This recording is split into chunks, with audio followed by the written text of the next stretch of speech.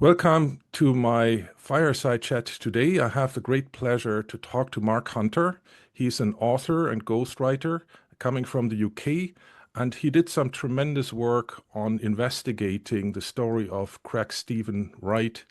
And Mark, can you please introduce yourself and tell us a little bit how you got to this kind of research and your general background? Please go ahead. Sure. Yes, thank you for having me. So I'll start with my introduction into crypto and Bitcoin. So I fell down the rabbit hole in 2017, which feels and is a long time ago now. I don't know where the time has gone. I think Bitcoin was about two or 3,000 when I bought in, so that just shows you.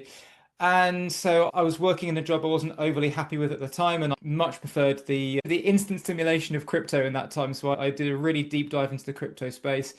And then I began working as a writer for a couple of crypto news websites and crypto projects in 2018. And then that year, I went full time in the crypto sort of writing world as a freelance crypto writer.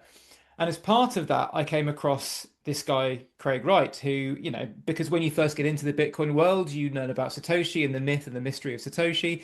And I think you're naturally drawn to the question of who is he?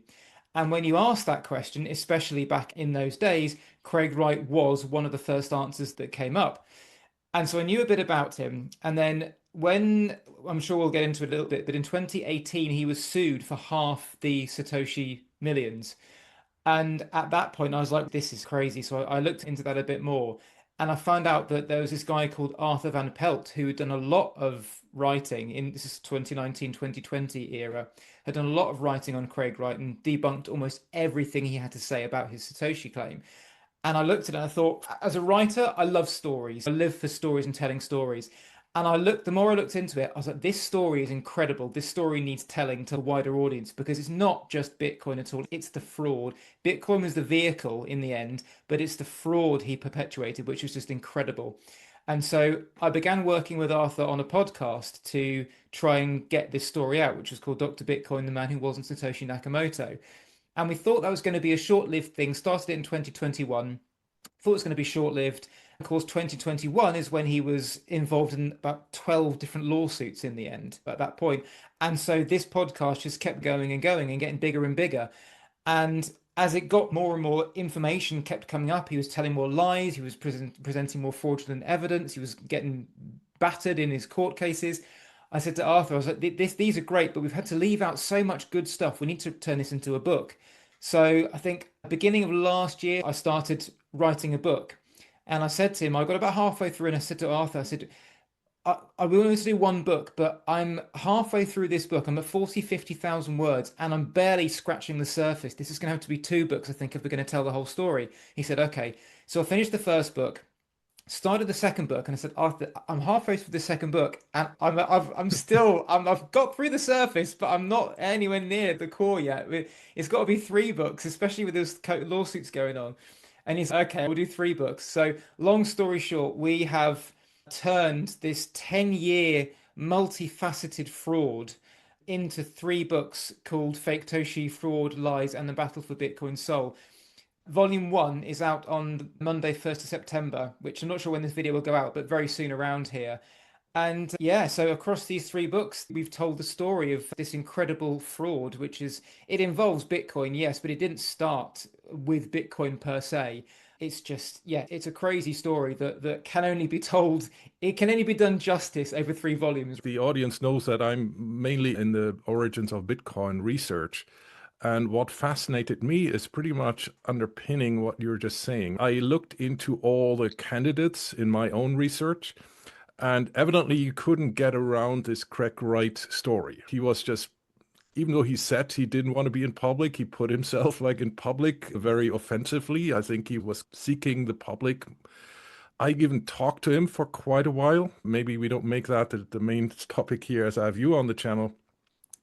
But in my own research, it became really similar to you getting from one book to two and three. It became something where I said, okay, I would carefully say this guy is not Satoshi Nakamoto, but it's still a fascinating story. I think it's like a unique story that somebody claimed to be somebody else, but the other person doesn't come out, even though we assume we don't know that he was and is still alive.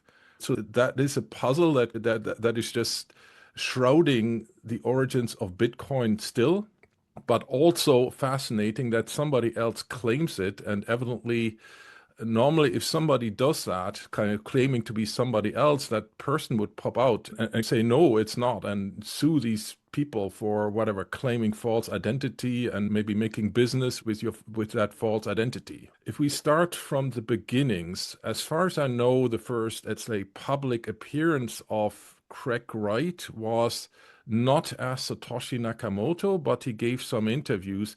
So you have done all the research, so I would be highly interested in your take at how Craig Wright got involved in Bitcoin and how he transited in assuming the identity Satoshi Nakamoto.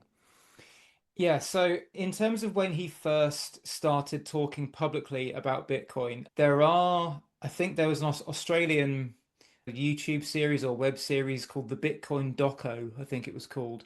And I think that was either 2013 or perhaps 2014. Yeah. He was interviewed about that. He didn't really go into much detail. He talked up Bitcoin, but there was no mention of him. I mean, I think he said he got into it quite early. Then he appeared in 2015 at a panel in Las Vegas, I think it was. And again, there's a bit more background to that, but he gave some hints. He'd been in Bitcoin for a long time. He mined a long time ago, but no one knew who he was. And yeah, there was he didn't make the claim, didn't outright make the claim then.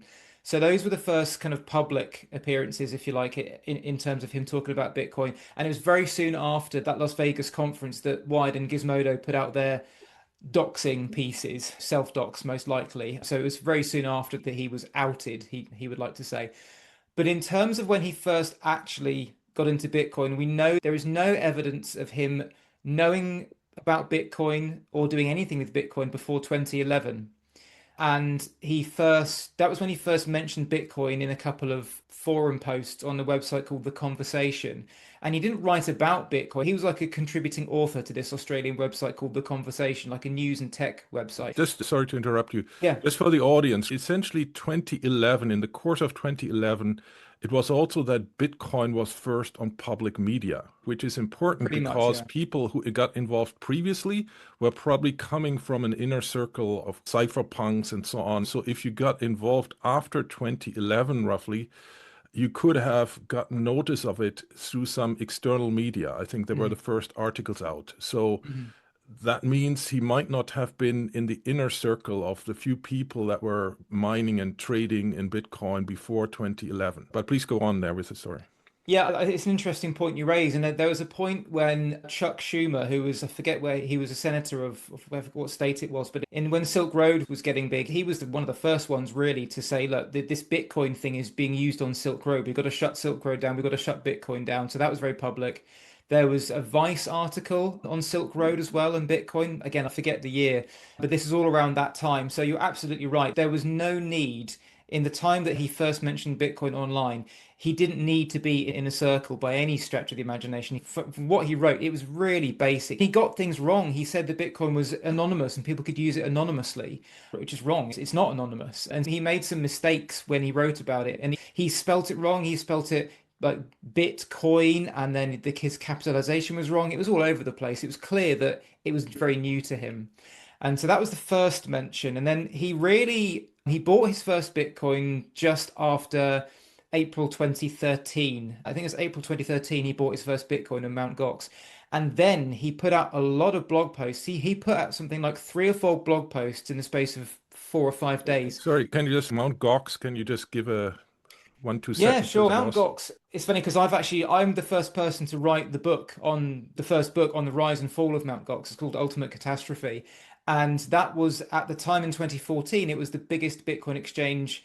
By 2014, when it collapsed, it was no longer the biggest Bitcoin exchange in the world. But for a couple of years, it had been. So it was the first kind of automated Bitcoin, the first large scale automated Bitcoin exchange. And at one point, it was running 90 something percent of all the world's Bitcoin transfers. It was actually, let's say, if the first chance where if you weren't in inner circle that you just throw some money at Mt. Gox and you get some Bitcoin. A little bit difficult to get your fingers on Bitcoin other than mining and so on. That Yeah. was the main itinerary that let's say those who are not cypherpunks or No. intimately familiar with it could have gotten Bitcoin. So you Yeah. didn't need to be an expert to buy or get your fingers on Bitcoin through Mt. Gox at the time.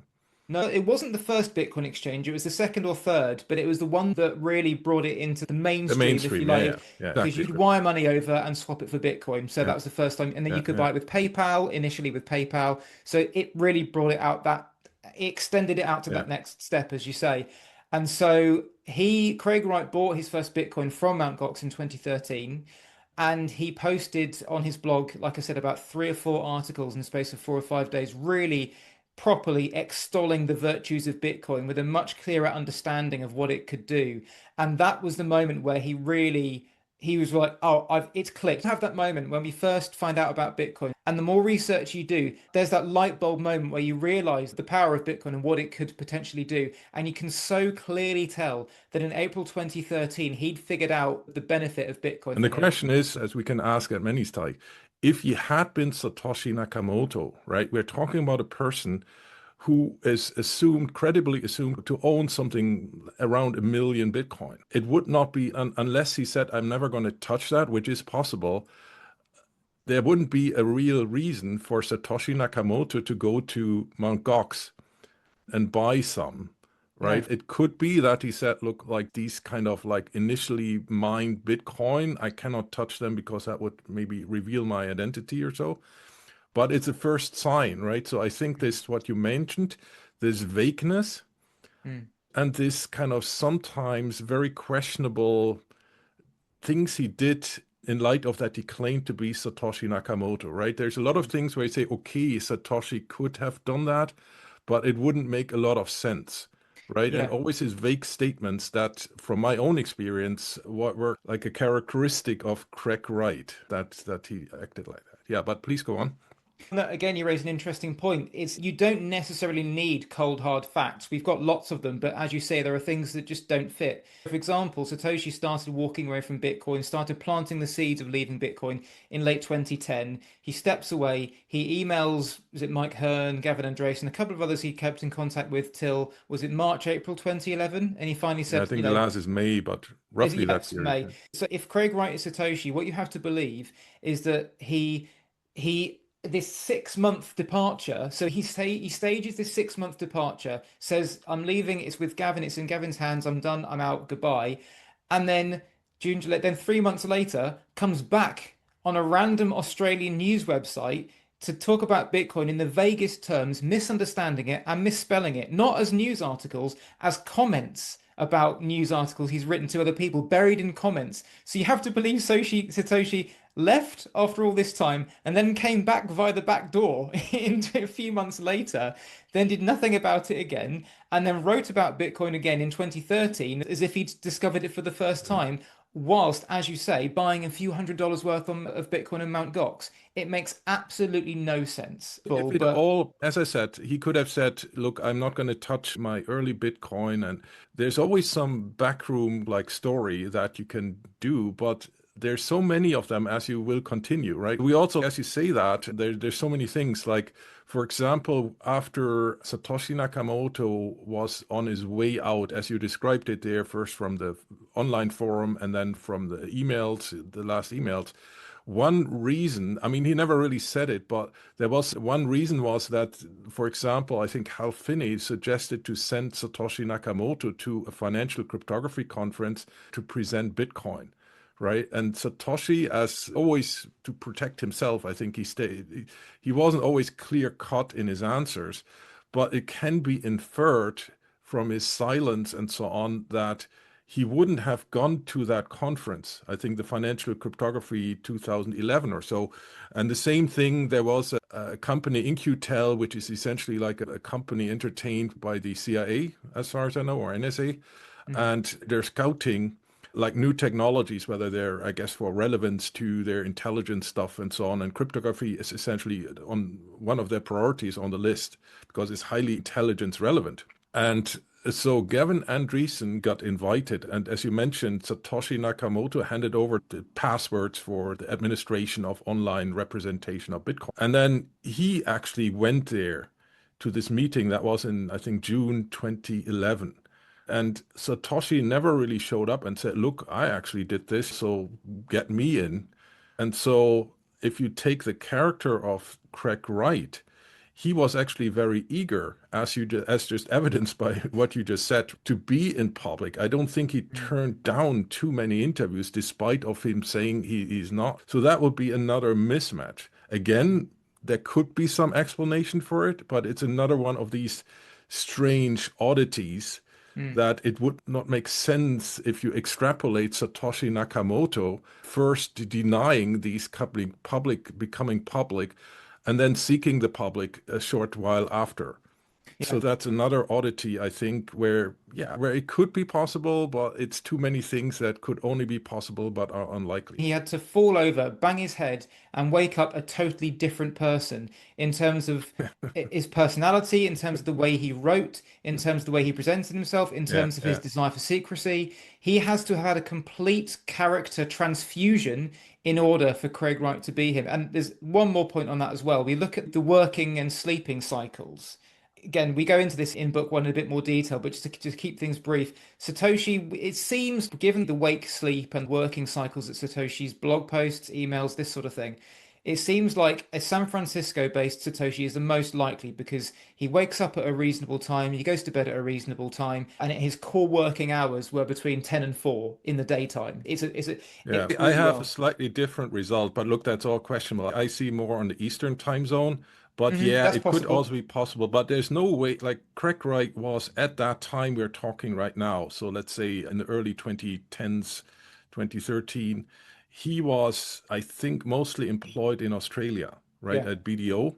yeah, So a crazy cypherpunks might have had a crazy kind of posting hours and coding work and so on, whatever, like going into the night, ordering pizzas and all that. But if you had a regular daytime job, no human would be able to sustain constantly, like sleeping in having a daytime pattern in Australia, like a normal job life, essentially. I think he said he had a company there with 50 employees. These no, were mostly normal people yeah, who would just not have accepted a job where they had to work between midnight and 6 in the morning or something like that. So yeah. that's another inconsistency, which we will see a lot. So maybe we could kick in again where, so that like, I think we were at the first public appearances of Craig Wright in these Australian channels. So maybe take us off from there after this little tangent. Sure. I love these little tangents because with these little tangents, you find out these little Yeah, gems that you wouldn't come to otherwise. So they're nice, but it's, yeah. yeah, we'll go for the core of the story. So soon after the Las Vegas conference, he was then outed by Wired and Gizmodo, who were like, "We've got evidence of that Craig wrote Satoshi." And within hours of these posts going up, everyone was tearing them to shreds. The evidence was clearly fraudulent. PGP keys were for public because those PGP keys that were supposed to be Satoshi's private ones, but it turned out that he'd been using them in public years before so that anyone could have got hold of them. There was these tax documents that proclaimed to show he was Satoshi, but it turned out that that was part of a massive fraud investigation anyway, and it was all lies. So all the evidence was pretty quickly debunked, and he fled Australia because the morning that these were revealed, that afternoon, the ATO and the police raided his house and his office looking for evidence of the tax fraud they'd been investigating for a good couple of years by that point. And so Craig Wright got wind of this and he fled Australia, flew to the UK. He was already set to take a job in the UK because he'd been bailed out by a billionaire called Calvin Ayre a few months beforehand, who had fallen for the Craig Wright story. Said, "Okay, me and this other guy are going to bail you out. We'll pay the tax office what you owe them for the penalties and backdated taxes and everything. We'll bring you to the UK. We're going to set you up with a company. We're going to buy your IP off you, which they thought was Satoshi's Bitcoin IP. We're going to package this IP up and we're going to sell it to Google, Apple, whoever. These tech titans, they're going to run everything on Bitcoin. We're going to make billions of dollars. You're going to be revealed as Satoshi." That was the plan. And Craig was so desperate, he had to agree to that, or he may well have ended up in prison because of his fraud against the ATO. So in late 2015, his departure to the UK is brought forward very quickly, and he flees Australia and ends up in the UK to start this new life and this new job. In the London Review of Books, there was a very renowned author. I think his name was Andrew O'Hagan, and he wrote actually a very fascinating read. I think once I got my fingers on it, it's very long. It's almost like a short book. And so I literally spent like hours and hours past midnight because there was a sequence of articles, as far as I remember, that were all connecting, like cliffhangers or something like that. So he is a very good writer. I think he's Mm. still around, but he's not. I tried to contact him, but he, in his, I think, very credible story, it sounded like the whole process you just said, this kind of how he got in contact with that British company and that had this kind of mission that you just explained. They arranged this, right? So they wanted to pay this renowned author to accompany his journey. So essentially, a renowned writer would have given a little bit of credibility to this coming out, right? There was a mismatch between Craig Wright claiming, I think in early or acknowledging, he pretended that this was accidental. He said that was forced because there was somebody who wasn't supposed to leak the story, leaked it. I think he claimed that to the other court case, right? I think that there was a guy called Dave Kleiman who passed away, completely independent, I think, of this story. He, whatever, was just in bad health or something like that. He was in a wheelchair. And that was the guy that Craig, as you mentioned this, like that he kind of 50-50'd the Satoshi with him. That was essentially the question in that Florida court case that you mentioned.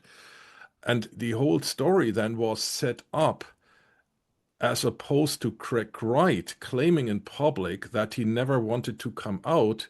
When he said that, he already had a very renowned journalist, essentially, accompanying for almost a year or something like that. I'm not Mm. completely sure, but for many months, who met him and who he convinced already before this or convinced he was a journalist, right? So he just let him talk and also mentioned doubts. But I think at some stage he thought there was a good chance that Craig Wright was Satoshi in Mm. the eyes of that journalist who was not a cryptographer or familiar with Bitcoin, at least not from the outset of this. So Mm. there is a mismatch, him claiming that he was forced to come out because of a leak from the family, so the essentially the estate of that Dave Kleiman, I think it was his brother or something like that, while he was evidently, according to that journalist, wanting to pay. I think the journalist didn't take the pay because he wanted to stay independent. There's always already this big mismatch, which kind of undermines the credibility of Craig Wright's claim quite substantially. You have Mm. many more points. So maybe we were at that point now in the story, and there will be other tangents, which are usually Mm. quite interesting, where he came out, right? And it's through Mm. this sequence of interviews. So maybe you kick in from that point again. Yeah, it's the Andrew O'Hagan thing. It was part of an entire package. Initially, a lot of the stories that we hear, they change. Craig Wright changes his story, his backers change their story. So we never quite know exactly until a certain point in time where there's documentary evidence. We're never quite sure what happened because someone's lying, essentially, and we don't know who's telling the truth. So Yeah, you but have the a story came out, right? And I think this journalist is not part of a cover-up. I think oh that no, seemed no, to no, be not at all. a No. very serious journalist to have Sorry. quite a Yeah. reputation in a lot of other stories. So I Yeah, no, don't think he, he's one of the few who we can trust. Yeah, yeah. he's not he had no dog in this fight. The others did. The others had to get him out there and push him. Just going back a slight step, from what we believe is that initially the deal was that Craig wouldn't have to prove himself as Satoshi in this cryptographic way. The idea was they were going to sign this deal. He was going to work for this British company, work for the guys that were his backers, creating this IP and like an IP farm. Create this IP, sell the IP, create the IP, sell the IP. That was the plan. Craig would never have to come out as Satoshi until a decade later when he was backed by all this work and he could say, look at all this work I've done. This proves I'm Satoshi. But as it got further through this process in late 2015 and the doubts started coming in, they said, actually, hang on a second. No, we are going to have to prove this because Google want proof, Microsoft want proof, Apple want proof. Andrew O'Hagan actually was one of the really big ones pushing for cryptographic proof. He says, look, the public aren't going to believe this unless there's cryptographic proof. I'm speaking to these cryptographers, these people that have been in it for a long time. They're not buying it. Craig's going Yeah. to have to prove cryptographically that he is Yeah, I Satoshi. mean, you have to say for a general audience, right? Like one of the big mantras and why cryptography even exists is the mantra is don't trust, verify. And by verify, you mean essentially something on the blockchain, let's say simply, if you're the only one owning like a password that cannot be cracked, which is essentially the thing that happens in Bitcoin, you just call it private keys, right? But the idea is the key is so complicated that any modern day computer would probably need millions of years of continuous running to really crack it, right? And on the other hand, that gives you an online identity essentially, right? If you have such a password, like that's why Bitcoin is considered to be safe, because we think that these algorithms that verify cannot be cracked with modern day capacities, and maybe not for the next 100 years, maybe with exception of quantum computing or so, but that's a different topic. So if you come out as Satoshi Nakamoto, you have invented kind of something that comes out of this cypherpunk thing, so you can stay anonymous. And if you want to prove that something originates from you, you have these kind of, let's call them passwords, which are essentially the only proof how you can verify that something, let's say in Bitcoin, that some Bitcoin belongs to you and you are eligible to transfer it to some other account, right? If you invented Bitcoin, right, you know that you will be asked for this proof, because that is pretty much the only proof that an online identity, a handle you create or so, is able to act on something, right? To write an email, the authorship is essentially all hinging on that. So that will be another very interesting contradiction, that the inventor of something that completely relies on these proofs refuses to give them and still claims that you have to trust me, right? It's just the reversal of this mantra, don't trust, verify, that is so central to this whole community. And that's a whole principle why you have cryptography, right? Let's say if you do PHP, pretty good privacy, which is an email encryption, you're not going to accept that somebody tells you, look, I wrote this message, but I didn't encrypt it, so just trust me. That kind of is the very weak link that you wouldn't accept in these circles.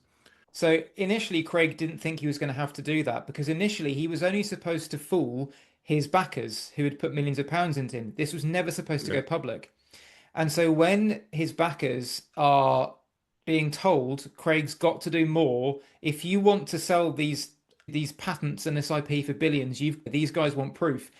So then they started saying, okay, Craig, you're going to have to prove this cryptographically. And as you alluded to there, we won't go into huge detail here, but you can take an address that you say you own, and you take the address itself, the Bitcoin address that you want to prove you own. You write a little quick message in a Bitcoin wallet, and it spits out a code. And again, keeping this very high level, the idea is this long string of code. You can send that to anyone in the world along with the message that you wrote. They put the public address, they put those details in, they click verify, and if it verifies on their wallet, it proves that you are the owner of that thing. So that's a very high level way of doing it. But there's two things, or two, let's say, category of actions he took, right? One thing is that he filed a few patents, but not as Satoshi Nakamoto, No, right? He is the inventor. I haven't really looked at it, but I assume he's named as at least one inventor, but as Craig Wright, not as Satoshi Nakamoto. And probably the owner is the company that you were talking about. I think they're called Encrypt or it Nchain was or Encrypt, it's now Nchain. so that is legal, right? I could also submit patents on blockchain. The question is whether they are approved. Mm. But at that stage, I think we are talking about the later half of the 2010s, right? You cannot, like everything you did as Satoshi Nakamoto would have been years before, right? And Bitcoin and Satoshi Nakamoto was very picky on that, right? He only wanted to have unlicensed or free, essentially use this MIT license. So he was extremely adamant that none of the elements of Bitcoin, including this library, so these are program codes that you can use even for your own programming, you just link it literally to your program code. And Satoshi was very adamant not to have any patents encumbering coin, and he relinquished through this MIT and X11 license and so on, let's not go into the details, that this software stays patent free. And I think what Craig Wright did, right, was he claimed copyright, which is not a patent, on the Mhm. Bitcoin white paper. I'm not sure about the copyright law, but I think that would even be quite strange, right? If you claim copyright, that is usually something you do when you issue something, but Mm, not years later. But look, mm, that's maybe a legal thing where I'm not the expert. But so he could file, in other words, there was no problem in him saying, I'm Craig Wright and I have some innovation on a blockchain technology and I claim it, and whatever this company is paying for it, this is legal. The question is whether these patents were valid. You can submit many patents. I think Craig Wright talked at some stage about 1,000 order mm, of magnitude patents, which is something you're almost impossible to issue. I have a lot of, not a lot, but a few patents at some stage, and that's a hell of lot of work to just follow up on all this. But anyway, the strangest thing I find really is that he claimed the copyright on the Bitcoin white paper and sent a notice of, I'm not sure what the legal name is, that it needs to be taken down. Otherwise, they would sue kind of bitcoin.org or the mm. organization that was behind it at the time. He would sue them for copyright and make some claims of the financial damage they had done, a desist claim, I think, to take it down from the bitcoin.org site. We have to remember bitcoin.org was established by Satoshi Nakamoto, and he was the one uploading it there. Yeah. So there's like an incredible construct he must have made to reason why, if he claims to be Satoshi Nakamoto, why did he not put a copyright sign even on the Bitcoin white paper at the time, and then comes back, let's say, 7 years later or something around that, and says now it's copyrighted and people are not allowed to post it. I'm Mm. not sure about the legal stuff, that can be more complicated, but it would be just another pointer that the story was flawed. Like we're already talking, even at that very early stage, we're talking about major contradictions, which it's crazy if you combine all them. Why would he have done this if he was Satoshi Nakamoto? That's the running theme of all his actions, right? And yeah, So the copyright thing comes a little bit later. That's a few years afterwards. This his whole 10-year campaign comes in cycles, if you like, and that's yeah. part of the second or third cycle. Hence Yeah, why you're you right. I'm mixing up maybe the timing a little yeah. bit, but he did do that. And that was Yeah. triggering another avalanche of Hmm. resistance. It was becoming from some crazy guy just claiming being Satoshi. There have been others, probably more for humoristic purposes or so in some cases. But he was really and probably the community, if he hadn't run all these court cases, right, from his side. So it wasn't him being sued in many cases, but he was suing others.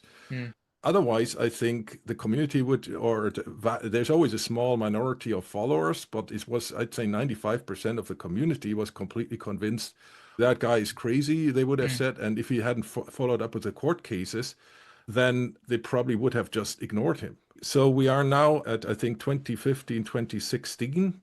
So you talked about the patents and filings and his claims and so on. So how does it go on from there? When he realized he was going to have to prove his ownership of these early Bitcoin blocks that we know Satoshi mined, which theoretically should have been very easy to do. It would have taken the real Satoshi 2 minutes to offer anyone in the world If at proof that all, he, right? yeah, it would have taken him hardly any time at all to do this and to offer it to the world to do it. But because Craig Wright couldn't do it, and he knew he couldn't do it, he had to try and find a way to prevent him having to get to that stage. So we believe he's the one that fed Wired and Gizmodo the information about himself, leaking himself as Satoshi, so he wouldn't have to go through that. My belief is that his plan was to email these outlets and say, look, here's this guy, Craig Wright, he's Satoshi. The outlets post all this information. Everyone goes, oh yeah, wow, look, he's Satoshi, amazing. And he's done. He's certified Satoshi. He can move on. It was pulled apart. They said, you've got to go through and prove it now.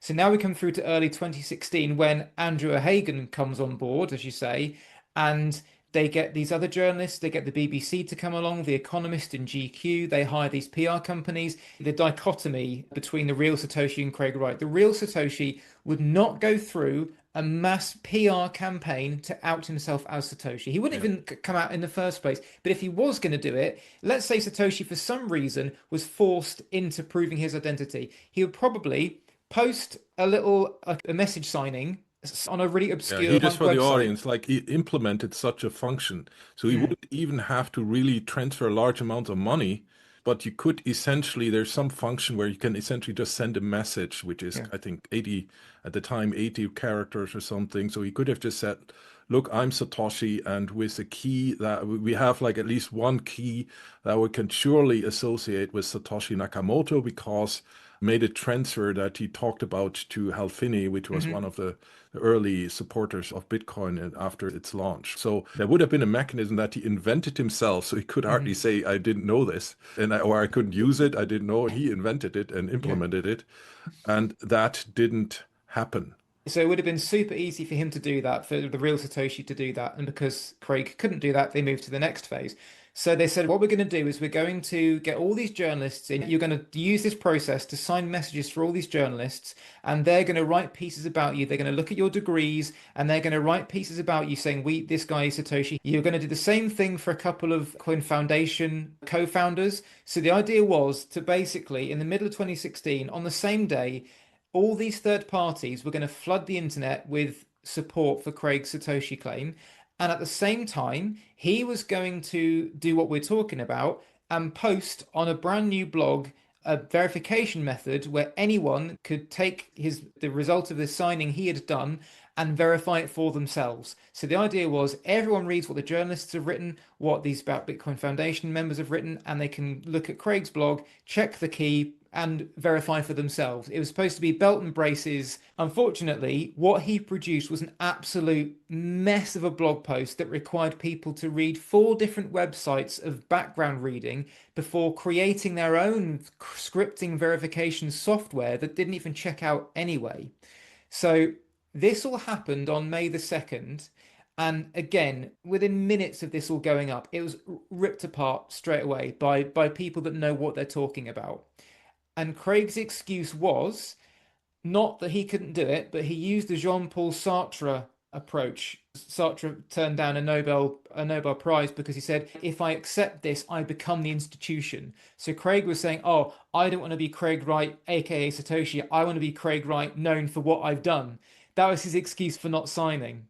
No one bought it. No one believed it. So again, he's ripped apart within a couple of days, and his backers say, okay, there's one more thing we can do to prove you are Satoshi. We need you to send some Bitcoin from one of the early Satoshi blocks.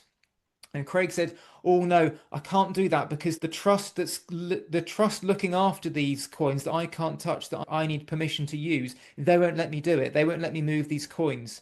They said, okay, in that case, how about if a couple of people send some Bitcoin into one of these addresses and you send it back out? You're not touching the original coins, but you can still prove it. And he was really against this for security reasons. He came up with a reason why he couldn't do it because he's, oh, I found this bug and it's inherent in really early, a super early Bitcoin block, the super early Bitcoin blockchain. If I send these coins out or do anything with these addresses, someone can look at the transaction on the blockchain and they can use that information to hack into the address and steal the rest of the coins. And Gavin Andresen was one of these guys involved in this coin sending. I said, we fixed that. He said, that was brought up in 2010. Me and Satoshi were told, and we patched it. So Craig Wright, as Satoshi, seemingly had forgotten that him and Gavin Andresen had patched this exact bug back in 2010. Yeah, but just to clarify, there's in cryptography, and I'm not a cryptography expert, but just to make it simple, right? So what you can do in cryptography, not only in Bitcoin, is sign messages. So there's a public key and a private key, and you only need the public key to know that the message is coming from someone who has a private key, and he doesn't need to be revealing his private keys. No. Let's just go on. Let's not make it too complicated there. So Craig performed these signing sessions you're talking about. He performed them for his backers. He performed one for Andrew O'Hagan. And O'Hagan says in the Satoshi affair, he watched it and he said, what have you just done? And Craig said, I've just proved I own the private key to this early Satoshi Yeah. block. And then Craig did the same thing again for these journalists that were invited. Now, Yeah. you cannot fake, if you are the genuine holder, like you cannot fake that. You either can do it or you can't. It's very binary. But there is a method which has been, there's numerous ways Craig could have faked it. And one of the ones, the way we think he probably faked it is by tweaking the code of the wallet that he used in order that it flashes up as verified when it hasn't been verified. How could he have successfully signed these blocks in front of people if he didn't have the private keys? So he used his laptop. So what you're supposed to do, if it's going to be legitimate, on your laptop, you do the verification process and it spits out a code.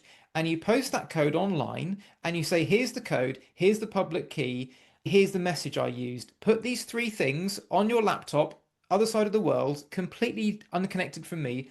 Put that into your Electrum, Bitcoin Electrum wallet, press verify, and if it comes up verified, that, as you say, proves that I am the legitimate holder. Craig did the whole thing on his laptop. He used a version of the Electrum wallet on his laptop and he verified it on his laptop in a virtual Linux environment. So essentially, two operating systems running on the same laptop.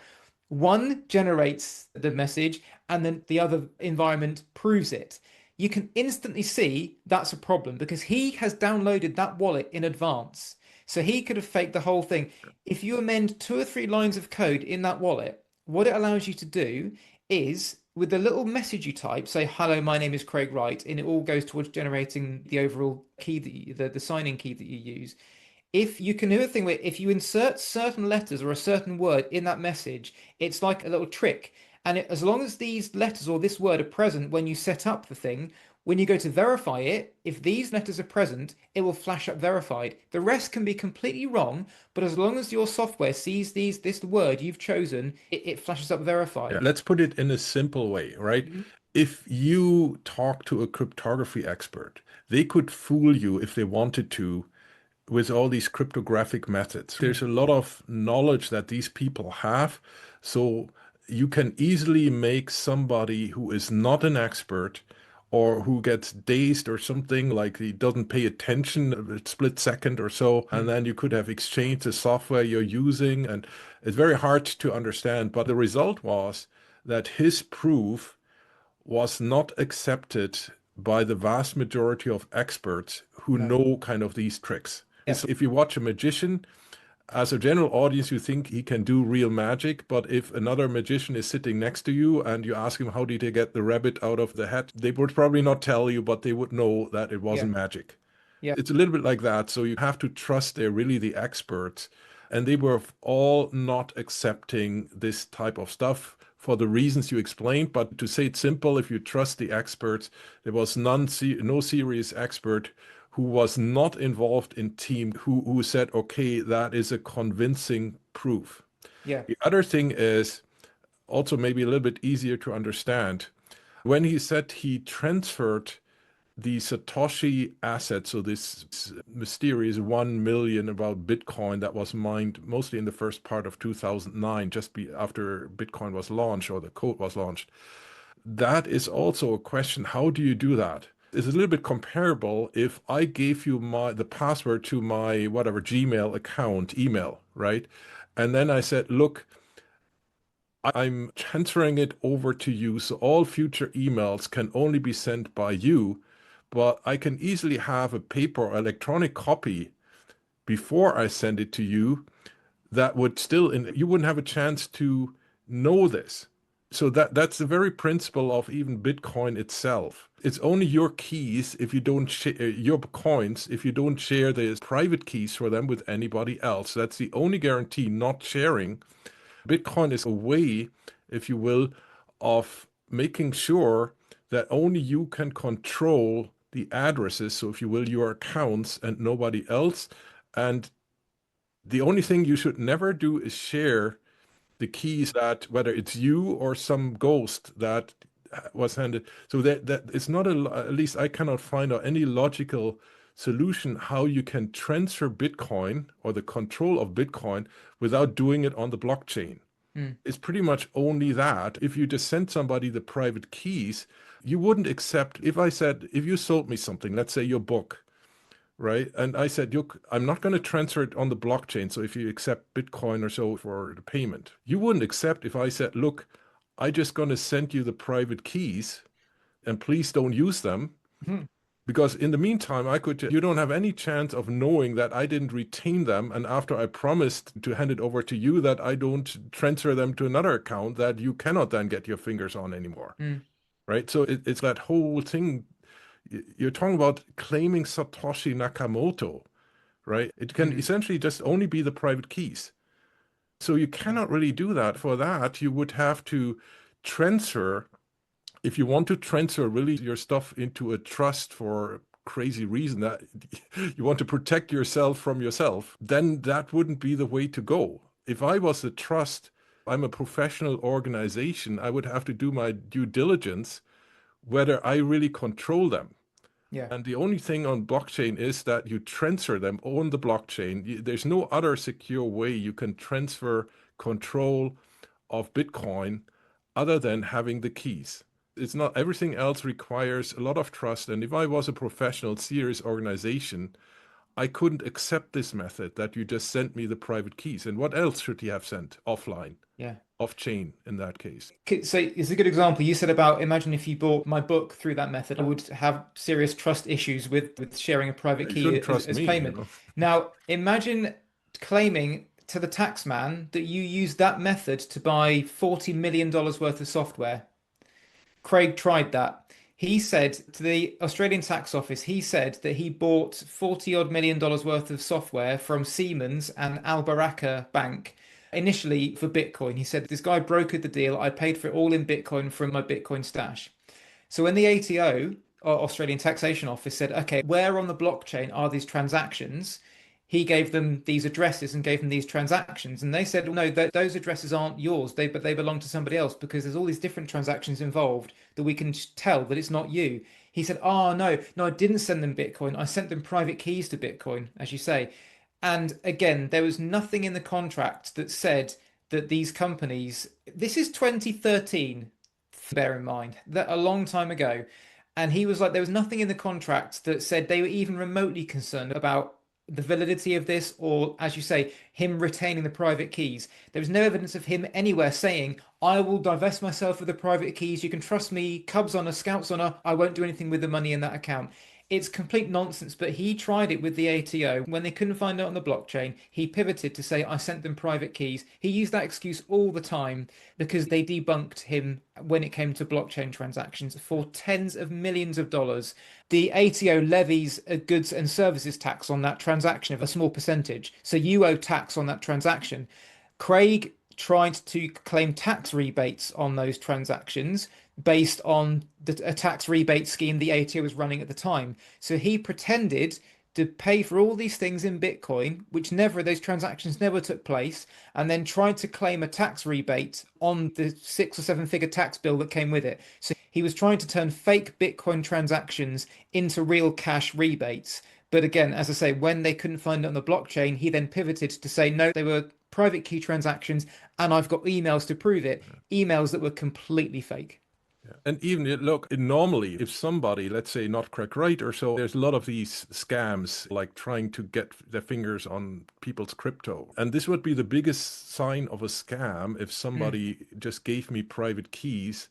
And if that happened, I mean, it's very unlikely, especially for 14 millions of dollars. Then if I was receiving it and for some reason I would be fine with it, I would immediately take it. So if Craig Wright paid me something with private keys, I would get in the next second on the blockchain and transfer that to some account that I truly own. So where I'm the only knowledgeable person of the key, the private keys. That would be the normal procedure. You wouldn't leave that. If you were crazy enough to accept the deal, Yeah. you would just rush to the next computer that has a Bitcoin client and immediately transfer it on. So these, in other words, you would see on the blockchain that some transfer had taken place. It's completely crazy to assume that somebody gave you the keys and is not using them again to whatever, move them away from that original account. Yeah.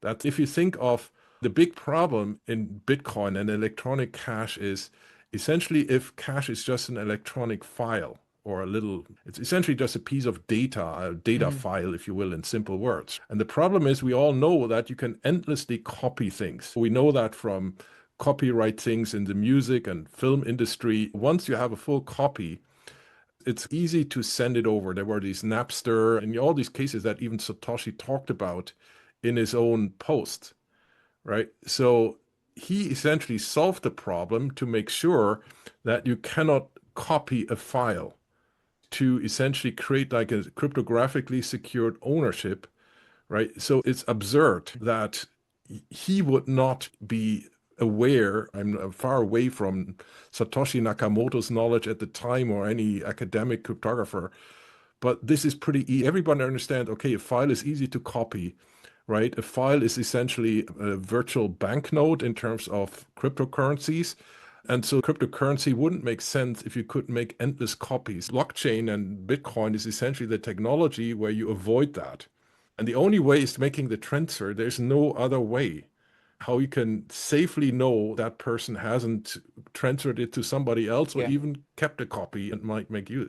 So it's absurd if you claim to be Satoshi that the biggest invention you made in life and maybe the biggest invention of the 21st century, arguably, that the inventor of this would have resorted to these kind of scam-like method to prove that he transferred money. And that's absolute incomprehensible. That must have been a thought in his own head. I invented this, and now I'm explaining people that it works differently. Craig claimed in February 2020 someone broke into his house and planted a Wi-Fi interception device in his house, accessed his network, and stole something like $1.5 billion worth of Bitcoin Cash and BSV. He said that in 2020, or that happened in 2020? He said it happened in February 2020. He mentioned nothing about it until June 2020 when his law firm sent letters to a load of Concash and BSV developers saying he'd been hacked and demanding that they freeze the addresses that were stolen and either access the coins and give them back to him or reissue or mint him new coins. The whole purpose of this was as part of his legal campaign to try and prove that blockchains aren't decentralized and can't be controlled by third parties, by authorities, sorry. So he was trying to prove that if you get a court order saying these are your coins, you can force miners into doing your bidding, returning coins to you or minting you new coins. This is a whole different area that is another issue. But my point is here that one of the addresses that he said was stolen from him, access was stolen from him, was the what was known as the One Feeks address. This was an address that in 2011, I think it was, when Mt. Gox was hacked by hackers in 2011, they moved coins out of Mt. Gox. 80,000 Bitcoin was moved out of Mt. Gox in late February 2011 and into this One Feeks address on the 1st of March 2011. It wasn't discovered for years, it maybe even have been years, at least months and months. And it was hidden and kept quiet. It wasn't known about till 2016. And Craig claimed that he owned this address. This was one of the addresses that was compromised. Now, the coins hadn't moved. It would appear that the hackers in 2011, they lost the address, they lost access to the address they moved the coins to. So the coins left Mt. Gox, went to this One Feeks address and never moved. So we can infer they lost access to the address after hacking it. Craig used the One Feeks address as proof in 2015 of his Bitcoin ownership. So he said, look, this is one of the addresses that I own. This One Feeks address, I own this address. And he used that as collateral for a loan. And then when it came out that it belonged to somebody else, he realized he was in a bit of trouble. And so he pretended that this had been one of the hacked accounts in 2020. But what he had said as part of getting this bailout deal, as part of using this wallet, he had said, oh, there's a paper wallet for this address in a bank vault in Singapore. So that was supposed to reassure his backers that everything was totally safe. But as we said before, he didn't once say, oh, by the way, I've kept a copy of the private key on my computer. So his backers are thinking, great, that paper wallet is secure in a Singapore bank vault. So unless you break into the bank vault, you can't get it. But no, Craig, he says, kept a copy of the private key on his computer, which was then stolen from him. So my thinking is then, if you've got a copy of this private key that you say has been stolen from you, and you've got the paper wallet in the bank vault in Singapore, go to the bank vault, get that paper wallet and move the coins out because they still haven't moved. So it's like you're saying, Craig kept a copy of the private key easily accessible to him in this bank vault in Singapore. It's got hundreds of millions worth of Bitcoin on it. And he's never once gone back to this bank vault in Singapore, got the paper wallet and moved the coins out. The coins are still sitting in the One Feeks wallet to this day from 2011. and he never once tried to get them out, even though he's got access to them. Yeah, we also have to consider, maybe you can elaborate a little bit.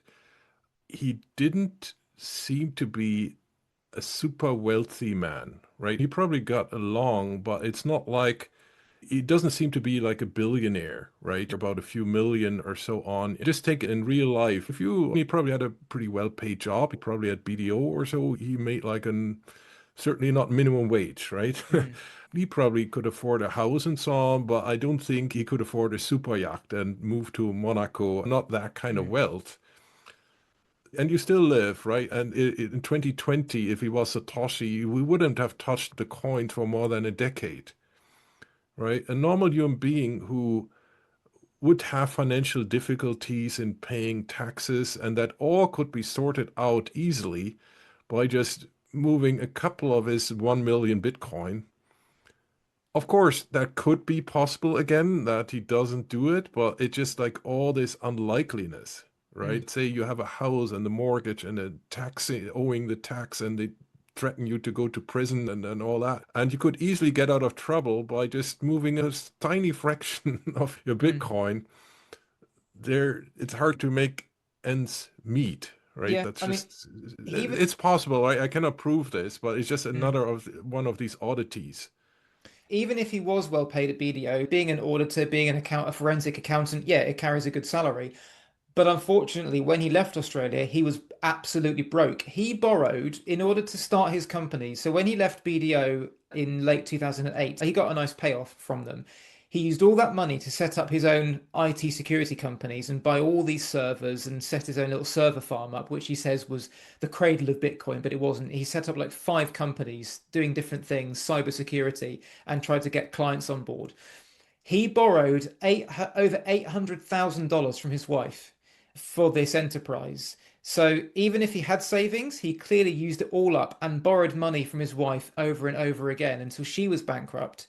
And when they divorced, and he was bankrupt by the time he left Australia because if he hadn't been bailed out, he would have owed the ATO something like $7, $8 million in back taxes and penalties. So he was broke and would have been even more broke when he came to the UK. Now he was bailed out and he was paid around $1 million Australian for the rights to his Satoshi life story, which is the Andrew O'Hagan book. So O'Hagan didn't get paid, but Craig Wright got a payment up front and would have been paid the rest on completion of the book. So he had a nice payout there. And he was on a 6-figure salary when he first came to the UK. So he was paid very nicely there. But like you say, that's not enough to be going nipping off to your yacht brokerage. It's not enough to do that. So he had a bit of money saved up. He had some Nchain shares which he had to sell to pay for his lawsuits at the end. But all this talk of billions of dollars, he's always talking, I'm the richest man in the world. In one breath, he's saying he's a billionaire.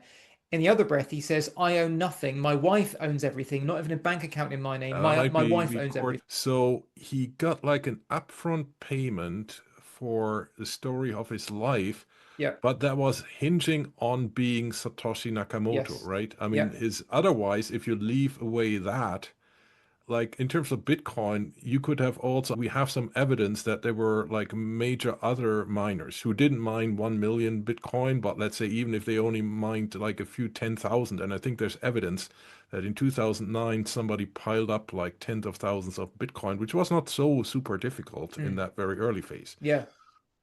But that story wouldn't have been enough, right? Nobody would have paid you $1 million upfront for your, let's say, autobiography. If he said, look, I was an early miner, I was just very early discovering it, and I installed so many computers, many more than others, to mine it. At that stage, you could even do CPU mining in the very early days. So that was quite a plausible story. So maybe then this whole, and maybe you later elaborate. So that was the first time I hear about this. So of course, if you needed like urgently cash, an upfront payment for an autobiography and that Andrew O'Hagan story stuff, that makes sense because that only works on that claim, Mm. right? He was employed, as far as I know. He was not a major shareholder. I'm not sure whether he was a shareholder at all in this company, He was supposed to be the initial agreement. He was supposed to have 37% of the company, but when it came to actually signing the deal properly, they stripped the shareholding for legal reasons, apparently. So he accrued some along the way, but when he first started, he didn't have any. Okay, but so if I'm Nchain and like you might happen to trust him, everything wasn't as transparent to them as revealed in your research, for example, and Arthur's. Okay, that's pretty sexy to have somebody on board claiming to be the originator of all blockchain technology. You want to promote a new blockchain, which kind of emerged at a time when that was also around the block size wars, where there was some serious rift between those people who wanted to stick with Satoshi Nakamoto's code and some extension, which essentially would allow more transactions, but there was fierce resistance in the community for technical reasons we don't really want to get too deep into. But that was essentially his coming out was at the time where actually certain forks of Bitcoin emerged, eventually also the company's thing. And that would have given a lot of credibility to the new cryptocurrency that was more or less issued and launched by that company by having Satoshi, like a Satoshi Nakamoto on board saying, look, you should follow this route, this fork.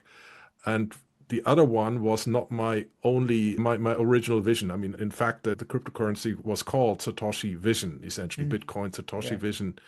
So these are the tangible reasons, I think, why you would really make the Satoshi claim, because for the patents, it wouldn't matter, right? The Mm. patent officers would just look at the content. He doesn't care who invented it. They would just look for novelty, for prior art. So there was no problem filing it for Nchain or Encrypt and with the name Craig Wright and whoever else in the company was involved.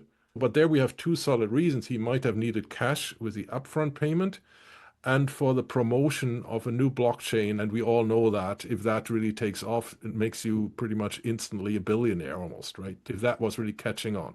The funny So, thing is that in his later lawsuits, his like post 2021 lawsuits, he pivoted to say that he was forced out of Bitcoin by the developers. He never intended to leave. He was forced out, and they bastardized the blockchain. They turned Bitcoin into this crime coin that he never approved.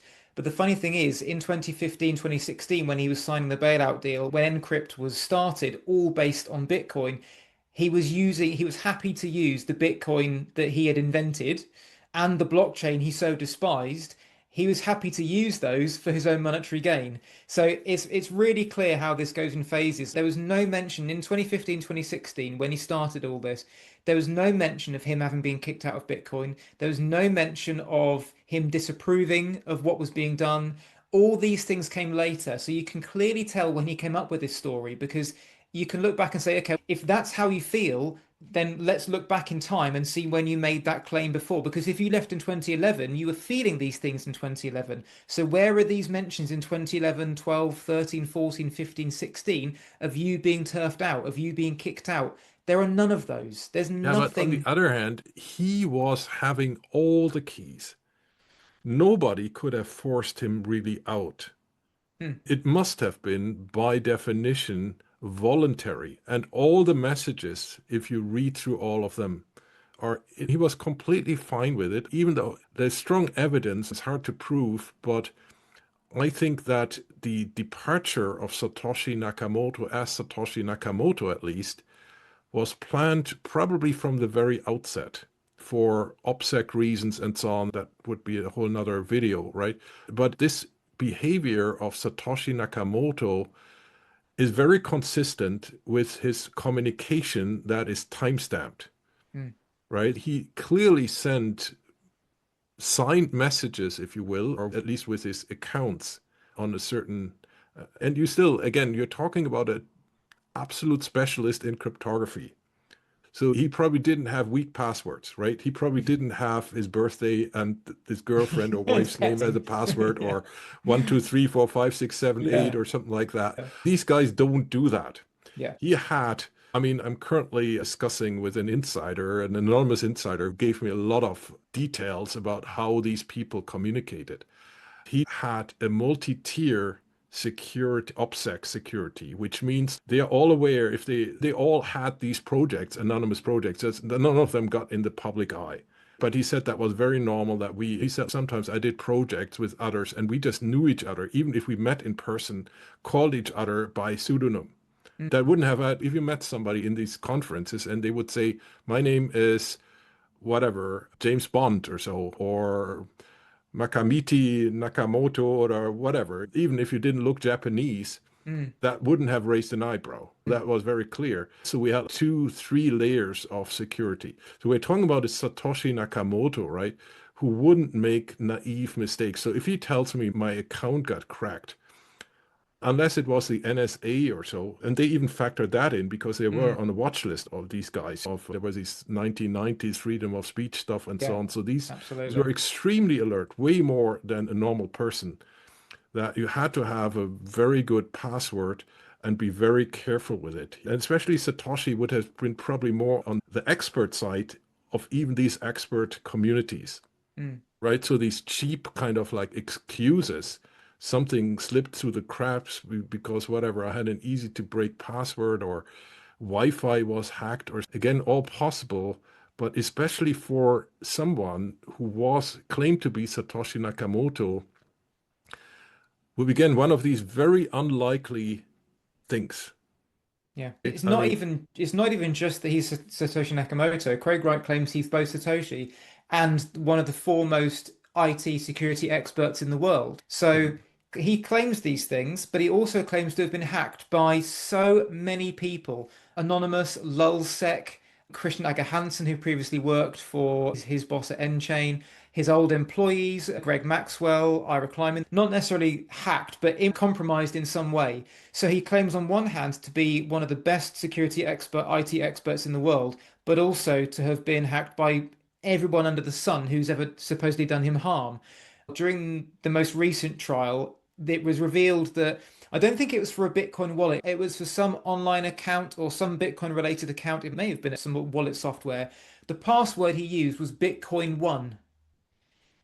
And all right, says typical a lot password about for somebody who this is, steal. yeah, yeah, I that's, like I remember there's like this guy Vitalik, pretty much the Satoshi Nakamoto of Ethereum, if you yeah, will. I think I saw an interview with him, not on Satoshi, but they were asking him how he protects his keys, right? And he said something, look, I don't even have the keys myself because he could have theoretically memorized them, like people can memorize 20,000 digits of the number pi or something like that. But he said, I have that essentially cut it in different parts and they're all on different continents. So don't take it for paper value what I'm saying, but let's say he said one is my parents in Canada and one I dropped when I was in. It's all not true what I'm saying, but it's like that. One mm, is in Canada, one is in a vault in a bank in Singapore, and one is in Australia. So even if I wanted to access my own crypto, or at least the major part of it, I would first have to gather it. So in a sense, if somebody put a knife against his throat, he would have taken him in a flight across the globe and keep that knife in place, which would be quite difficult to imagine at airport security. So it's just to say, look, what I just said is extremely made up, except that he said he distributed his keys. So don't get to mm, Vitalik and ask him, he'd say it's false. But, mm, or I talked to these people who were around at the time, right? And they were all talking about air gapping, right? mm, In the sense of this wire. A lot of them would never really put any passwords on a wireless network that is not absolutely secure. They would wire it, and only for the time that the password is transferred, they wire it up and then they essentially unplug.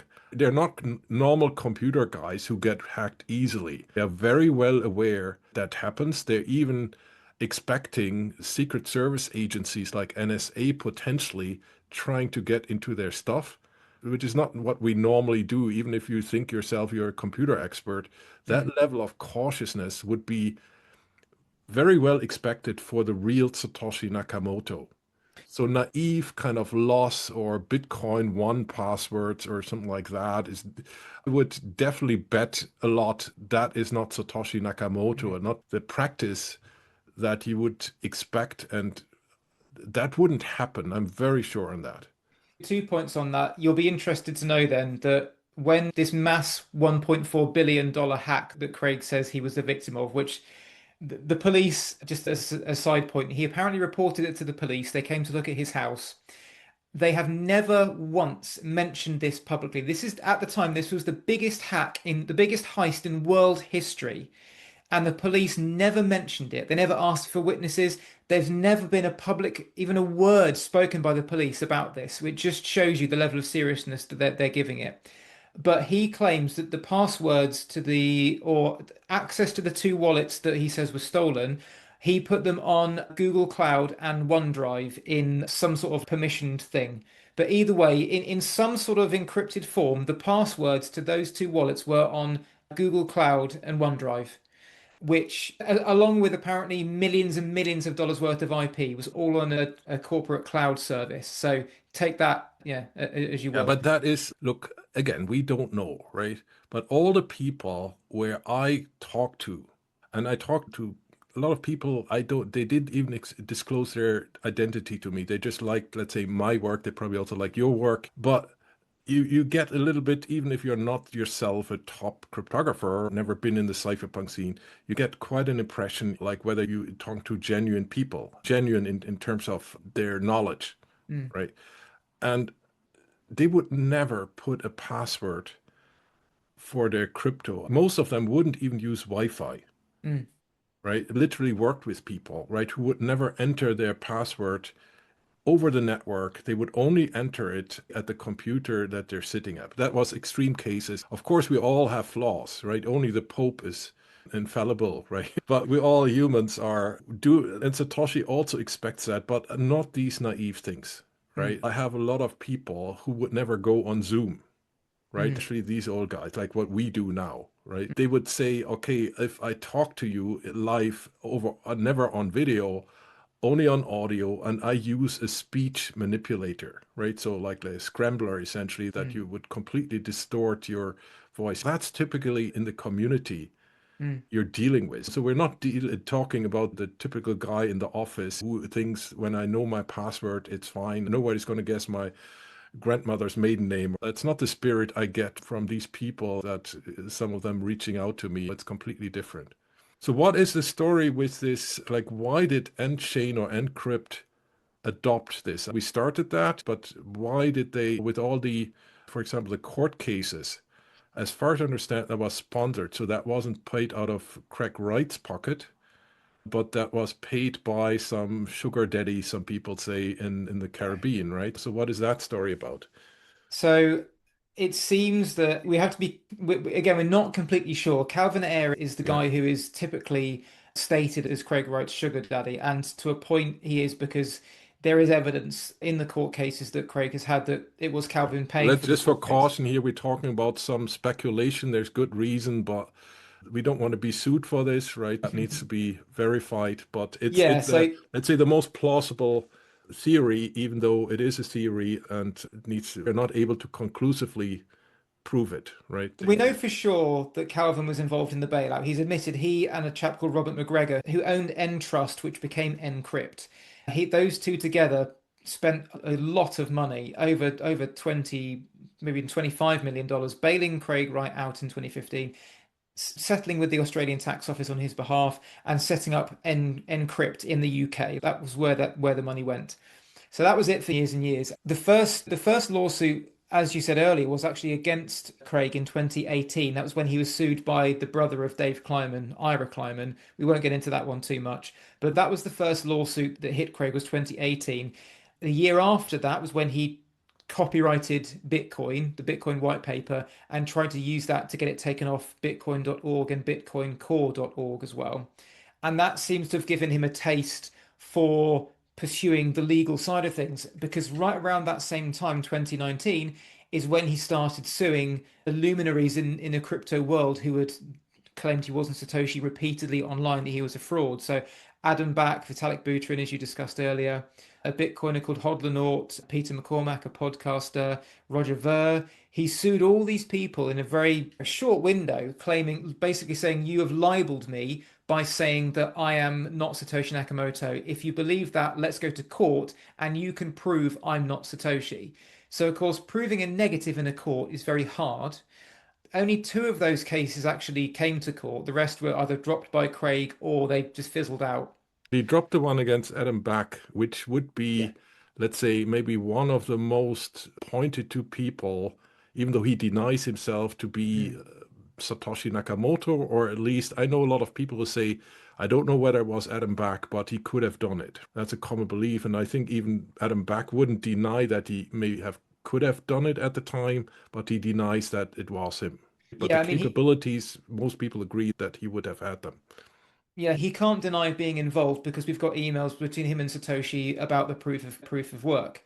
He can't deny his concept being involved, but he has denied being Yeah, Satoshi but that's himself. normal scientific practice, right? In Yeah, all the disciplines, we use stuff others have done and bring it all together in a new way and add a little bit of magic, and then we have a new invention, right? yeah. But Elon Musk also didn't invent the first one to suggest, let's say, electric cars, right? Mm, There were even the company was founded by other people, but he probably made the big step to commercialize them. So it's not forbidden that you use other stuff. Like Satoshi Nakamoto also used a lot of libraries he probably didn't write, right? And that is normal practice that you mm, build upon the knowledge of others. Very little things in the world would have happened. If the internet hadn't been happened, then Satoshi Nakamoto wouldn't have been able to create a currency running on the internet and all the mhm. protocols and so on. Yeah. Yeah. But the So, interesting thing, just to prepend that, this going to court would, on the one hand, fit with his previous pre-Bitcoin years, where you see,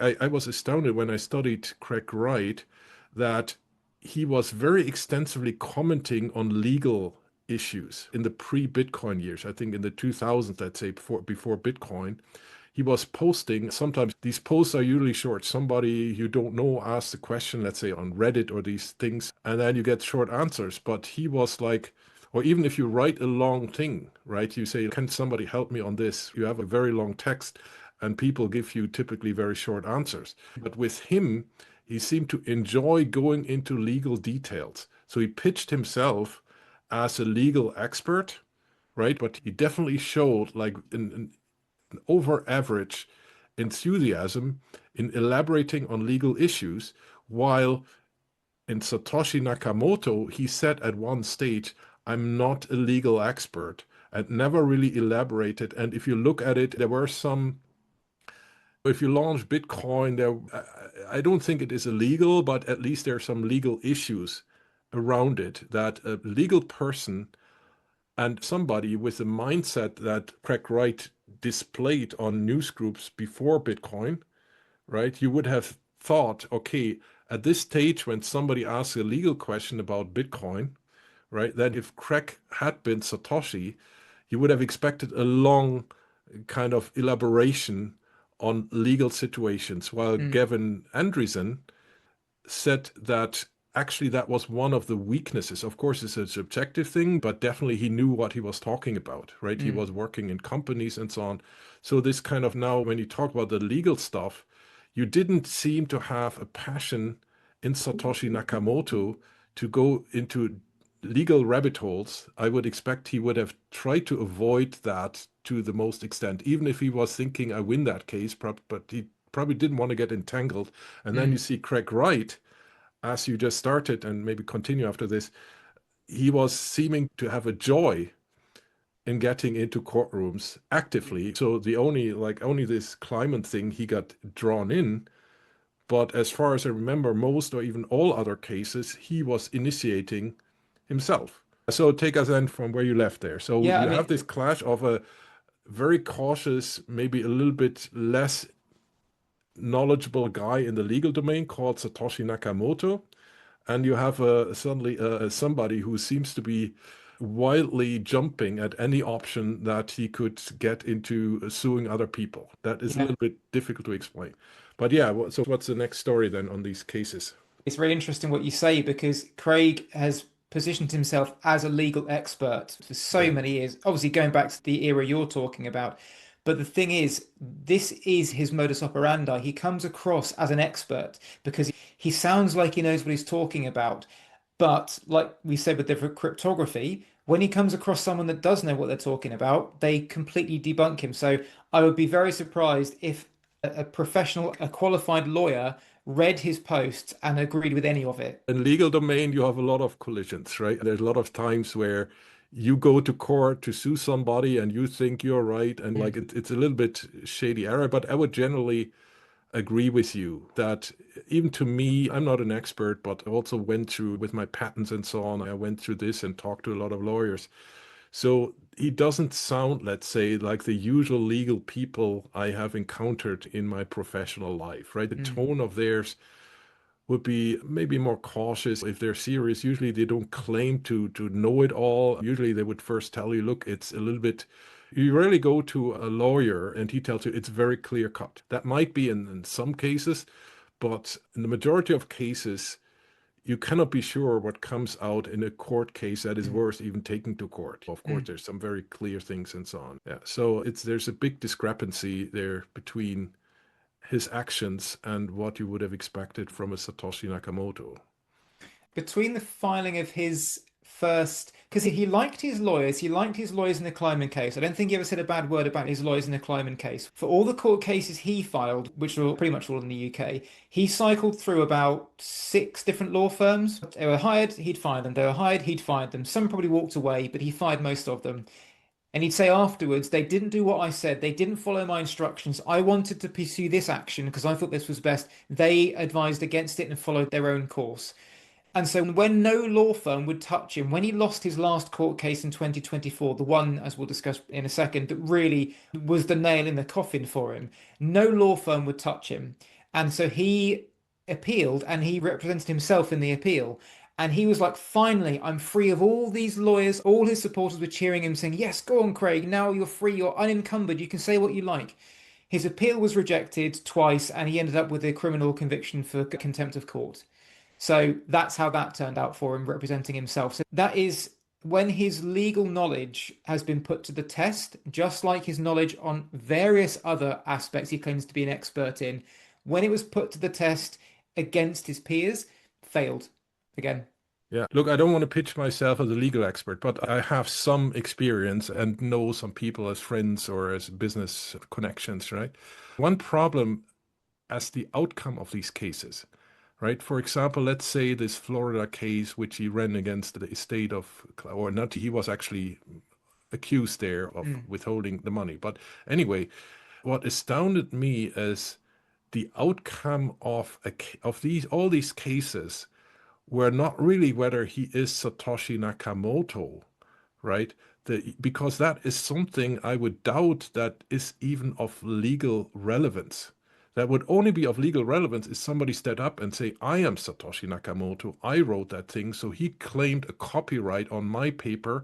I Mm. actually want to stay anonymous, but I certainly want to make sure that guy is not getting the copyright, right? And make people take it off my domain or which I transferred later. He interpreted, and I think that was even revealing his lack of legal knowledge, that the outcome of the climate case was he is Satoshi Nakamoto.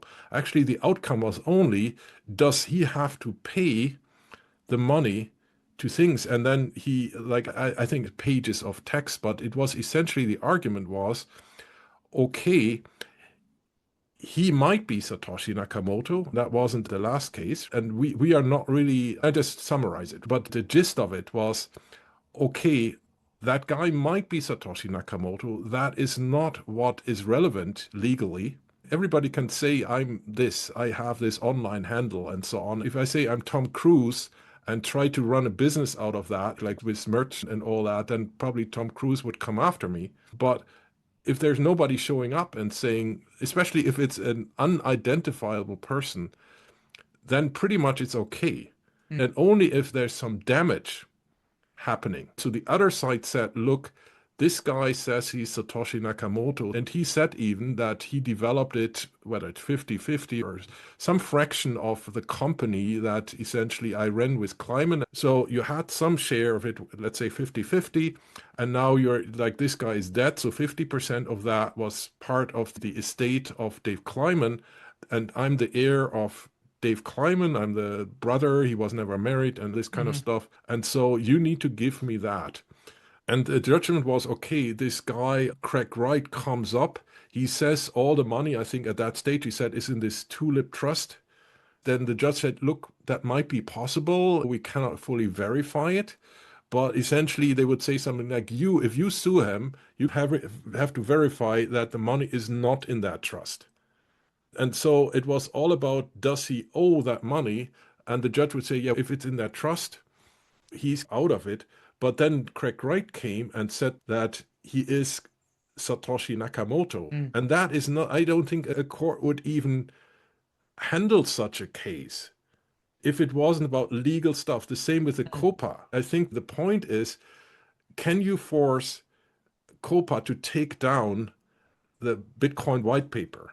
And that is something you can claim. And then you can say, yeah, because they have it up and they changed the code and so on, and not whether you have a funny nickname and claim to be that. And he always draw this kind of fancy conclusion, which even I, as a layman, was saying, no, that wasn't the result of the case. It's not like now the judge gave you like a legal title of calling yourself Satoshi Nakamoto. Yeah. And that was showing to me that he was living in fantasy land, even on the legal side. I don't have a particular love for Craig Wright, but I would admit he does have some brain. He's not completely dumb.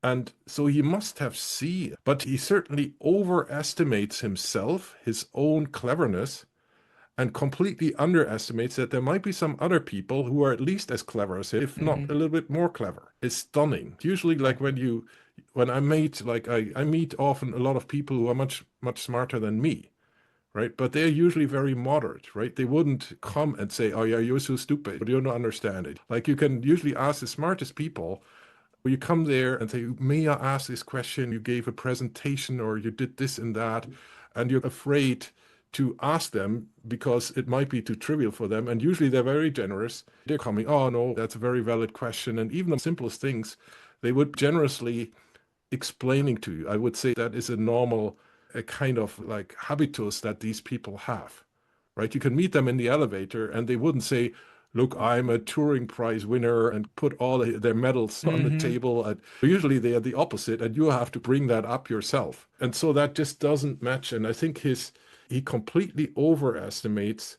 how smart he is compared to everybody else. If you go against Copa, right? These are very clever people behind it. Like even Vitalik, very nice, I think his last name. He's a very clever young man, right? To outsmart him, I mean that's pretty much you're running against cryptographers. Like who studies cryptography, which is essentially math, very abstract math in the academic scene, right? These are super brains. You would be mad to study it if you just want to get through your studies. And so you're talking about the top of them, right? If I run against Usain Bolt on a local 100-meter dash, I cannot assume that even if he's out of practice, he'd probably arrive a few seconds in front of me. So you shouldn't run up against the giants, right? Yeah. And even if you're very smart, they're probably smarter. And all these cheap tricks, he can do that in a circus, but not when you're really running against very clever people. And that's another line, these contradictions, all these things that don't make sense, and this exuberance of him thinking, okay, I do these little tricks, nobody will notice. The ones you explained there with his signing stuff and so on. Can you assume if you run against experts, right? In the last case against Copa, right? These are like the Zuckerbergs, and not only them, but they probably have on their roster very clever people who can just explain very quickly what probably happened here. I don't think Craig Wright is stupid, right? He probably has some IQ and so on. Usually very low IQ people tend to typically completely overestimate how much they know, right? Yeah. There's a certain rule, I think, that even has a name, right? But very knowledgeable people usually are very doubtful, right? Like low self-confidence, thinking they are like pretenders or imposters. I think it's Yeah. called imposter syndrome, right? So the people at the very top think people exaggerate about their knowledge, right? And that's completely puzzling that a person who actually did some stuff, he wasn't a useless person, he had his jobs and so on, so probably had all these degrees, which is another thing that is puzzling. Usually highly accomplished people have an astonishing low number of degrees. I work for a university, so please all get your degrees and courses and so on.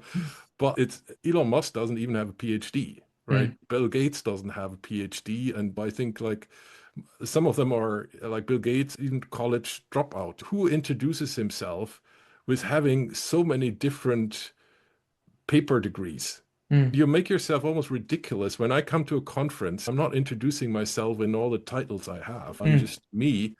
It's almost crazy if you introduce yourself with essentially like 1,000 titles that you might mm. or might not even have. So this kind of Yeah. pattern of behavior is very puzzling. He's very insecure and he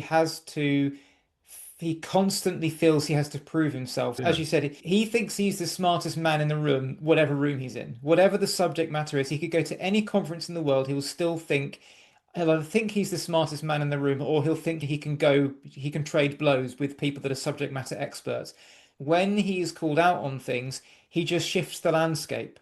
It's always, we found this in the Copa trial. Copa would find experts, sometimes in terms of coding, sometimes the guys that created the coding language, and they will say, no, he can't possibly have been using that language in 2015 because I didn't create it until 2017. And so when he's faced with that, Craig says, oh, yes, but I got some early code and I developed part of the code myself and I created a compatible version that was taken from that. So he's always shifting the landscape when you question him. So he gives himself a viable excuse, if you like, something that, as you said before, it's feasible, it's possible, it's extremely unlikely, but it's possible, but with no evidence. There's never any evidence that comes up. So he only came up with these stories on the witness stand when he can't introduce evidence to prove it. And his followers lapped it up because to them, the question's been put to him, he's given a convincing answer. And because they believe everything he says, they believe he's telling the truth. Whereas if he was asked to prove that, he can't prove it. So that's how he gets around these things. Didn't he It's even take one of his certificates? Wasn't that about a C plus course that he took after Bitcoin? not sure Like, when he took yeah, it. or let it even be no respect to all people who take these courses and so on. That's all fine. But I think most of, or a lot of the cypherpunks were just self-taught. You're not programming C plus through all your college years, right? That might be a little bit of a snippet you're getting, but it's more like the theory of everything and so on. Like a lot of computer science, this would even refuse who studied computer science having all the degrees, they would be very reluctant to really get down to programming. They're Mm, more like the oversight people. They're not so much the nuts and bolts. There's exceptions, of course, but that would be more typical. Usually, like a Satoshi Nakamoto, I've seen these people in my own studies, right? So I also know C++, right? I programmed my master's and my PhD and some of my further things with C++.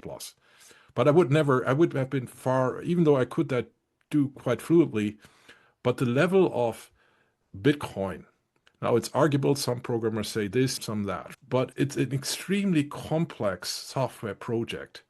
And Satoshi Nakamoto even indicated that he mentioned that he was already programming electronic cash systems essentially years ago or transactions on that. And I would say that would be quite genuine, it's credible. I don't think somebody who has never been internet security programming, that was pointed out to me, right? You can write your first little code in a day if you're smart, right? But to do this, so it's like bulletproof on the internet that all the whatever network latencies and all that are factoring in and to release it more or less flawless. You don't get to that level if you just needed to do a C plus mm, basics course in the university, right? That's just like in sports, right? Even if you're the greatest talent, you need a couple of years to get to the world class. Michael Phelps or so, he just didn't just start swimming just before his first Olympics or so. There were a couple of years of hard working, and we yeah. all know that we get so much better from a college course to being a proficient, exceptional programmer, where others say, "Oh, I couldn't have done this," who have years of experience, not the fellows in your little beginner's course, but really like professionals would say, "Look, it's amazing what he did." And in particular, not just writing code, but making it safe Mm, in a very adversarial environment, which you mm, have to code. Essentially, that's what you go against. That's all what Bitcoin is about. That always assuming that somebody wants to rip all the money off you, which yeah. would have destroyed Bitcoin. So that is not credible. And I find now, like my own self-test, and that was one of the few areas where I would have expertise. I learned, let's say, C 40 years ago, right? and I have programmed it, and then I didn't program, let's say, for a decade, and then I started again. So there are certain things you forget. But he was asked, I think, in that Norwegian case where somebody called him fake Toshi or something, and he sued him, right? A Norwegian guy, I think.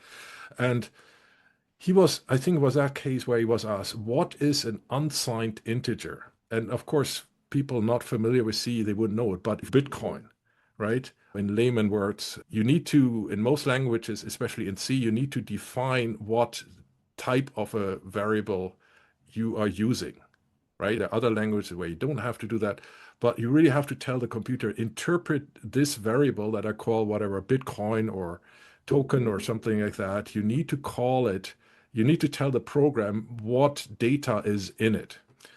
And now there are a lot of different types, and I might not know all of them, but if you were Satoshi Nakamoto, right, essentially they're only integer units, right? Not the Bitcoin, but in terms of what we call nowadays Satoshis. And these Satoshis, just as much as if you have 1 cent or penny, you cannot divide it anymore because in Bitcoin code, it said this one that was not Satoshi's self-naming, that people just named it after in honor of him. So that little unit is unsplittable because it can only be integer numbers. So the Bitcoin code is full of these unsigned integers, and unsigned means that it can never be negative. So that was so deep in Bitcoin that you could possibly not have escaped your mind to say in the courtroom that unsigned integer means this variable is integer numbers. It even says in the name itself, unsigned. So U is for unsigned because in these programming languages sometimes abbreviate stuff. But that would have been, if you ask him anything, wake up in the middle of the night. I haven't programmed C for a couple of years. And that would probably be the only question I could easily answer to you. So it's not credible that the person who ingeniously wrote this highly sophisticated program that he couldn't explain to you what the main variable he's using in Bitcoin could mean, even if he didn't touch the code for a couple of years. You might not remember all the details, how you tweak the function or how you exactly, whatever, optimize the speed or something. That might be plausible that you would have to look at it in the courtroom. But if you're asked on the spot, somebody who has written Bitcoin, I'm not saying a general people, if you claim to be that, that's something you cannot forget because you scope this whole thing that essentially a token can never be negative because that would be debt, and you cannot have debt on the Bitcoin blockchain. There might be some other applications by companies and so on that facilitate whatever, some loan or so. But on Bitcoin, amount of Bitcoin somebody owns can never be negative because it's defined as this variable that the judge, I think, directly asked him about, and he couldn't come up with an answer. So it's that was for me like an eye opener. Like this guy cannot be, because if I know it, and I'm miles away from anywhere the programming capabilities of Satoshi Nakamoto, and I haven't done it for 10 years and could tell you immediately, not English or hasn't spoken English for 10 years, then you get rusty, right, in it. I learned Italian and got rusty decades ago, but I can still say how to say thank you and hello and so on in Italian. Yeah. And so that is like impossible unless you had a mental illness or so, or like Alzheimer's or so, which of course would not be funny, but then you should have brought it up in court. Yeah, it was during the Copa trial, actually, that one. And it's one of Arthur, who I wrote the book with and who I've done my research with. If you ask him if his favorite highlight from the entire trial, that's his highlight, because he said for him that was the gotcha moment. That was the moment where he was like, yeah, I knew he wasn't, but he's just proved to the world that he could not have coded Bitcoin if he can't explain what that is. All I watched him struggling for 10 seconds in complete silence, trying to find an answer before like physically capitulating, and it was incredible to see. And then when the answer was so simple, you could just see his face just drain. Okay, Mark, let's pick up at another interesting aspect of the Craig Wright case, which I find is what was actually the storyline for the company that more or less adopted, employed Craig Wright. From their perspective, why did they do that? Was it financial interest? What was it, just promoting a new cryptocurrency? As I mentioned before, I don't think it would have been necessary to stage the Craig Wright story just for patents, at least not directly file and get the patents granted. You wouldn't need that maybe to promote the patent portfolio or so. So you have a lot of insight in that. So please tell us about what you found out on that particular issue. When Crypt, as it was then in early 2016, when it all started, the idea was for them to package up all the existing IP that Craig had sold them, plus any new IP he might come up with in the early months working for Encrypt around Bitcoin and blockchain as it pertains to commercial usage, and to package it all up and sell it off to tech giants with the idea that they would run everything in a decentralized manner. That was the early objective. Now, when that failed, they had to decide what do we do? Because they've got all these patents, they've got all this IP sitting there. What do we do with it? So the next stage they tried to do was to license it out for commercial usage. So Craig was supposedly coming up with all this new IP, these new protocols and things and new patents regarding blockchain technology that companies and governments would then license off Nchain because they thought it would be an improvement over their existing technology, again, with the ethos that we're going to go decentralized. So between sort of 2017 up until 2019, 2020, 21 at a push, that was the idea, was to sell the individual patents or the IP as license them out to non-blockchain companies. That failed miserably because Craig's patents are so specific. A lot of the patents are so specific, they're on like sub areas of blockchain that no company in the world is going to pay Nchain a license for some specific tiny piece of code or specific tiny bit of IP when they could do something themselves that's the same without having to go down that route and doesn't infringe the IP. So that again, that licensing failed, but they brought barely anything in. And as you'll know yourself, the costs associated with coming up with a patent, filing a patent, getting it approved, and maintaining it are astronomical. And if you think that they have like one patent split over countries, you're automatically multiplying those fees times 5 or 4. And then you've got all these, he just was churning these patents out. And so the amount they're spending on maintaining these patents is just crazy. And they're But bringing nothing in. just to put that into perspective, personal experience with patenting and so on. So you're talking about, let's say, setting up the patent, just orders of magnitude, right? Let's say 10,000 euros or dollars for running a good patent through a patent lawyer, a good one, right? Like the initial communication. And usually a patent is not a worldwide thing. Usually you have a national patent, right? And you actually have a national filing. So just to apply realistic cost with a professional attorney that is always advised is around 10 grand. Let's say dollars, pounds, euros, like in that order of magnitude. The filing cost is initially rather low, like a few hundred or so euro, so pretty much nothing for a business. But then you have to decide after a year whether you want to go international. Now, Bitcoin or cryptocurrencies are a pan-national thing, right? So you definitely want to internationalize.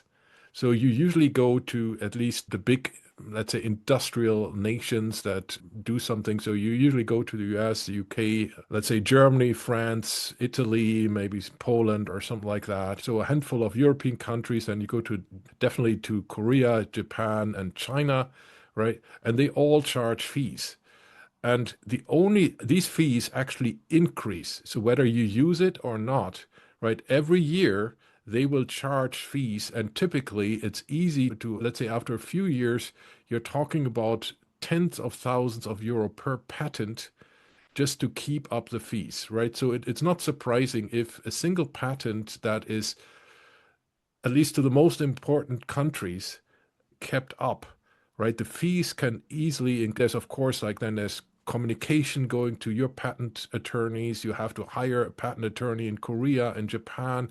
These things have to be translated potentially. And then these fees are killing you. Like usually a private person would step out after a few years if they haven't been able to sell it. Of course, a business with presumably a billionaire backing it, for them, probably 1 million or so doesn't hurt. But usually you think a few times after a few years whether you even keep them up if you haven't sold them. There's major players like IBM, for example, or so, they can afford to maintain a huge patent portfolio. But usually you really start scratching your head whether you do that. And then the whole principle of Satoshi Nakamoto, and we're talking a person, Satoshi Nakamoto, that they claim to have on the board, right? And his whole thing, as I said before, was to keep license free.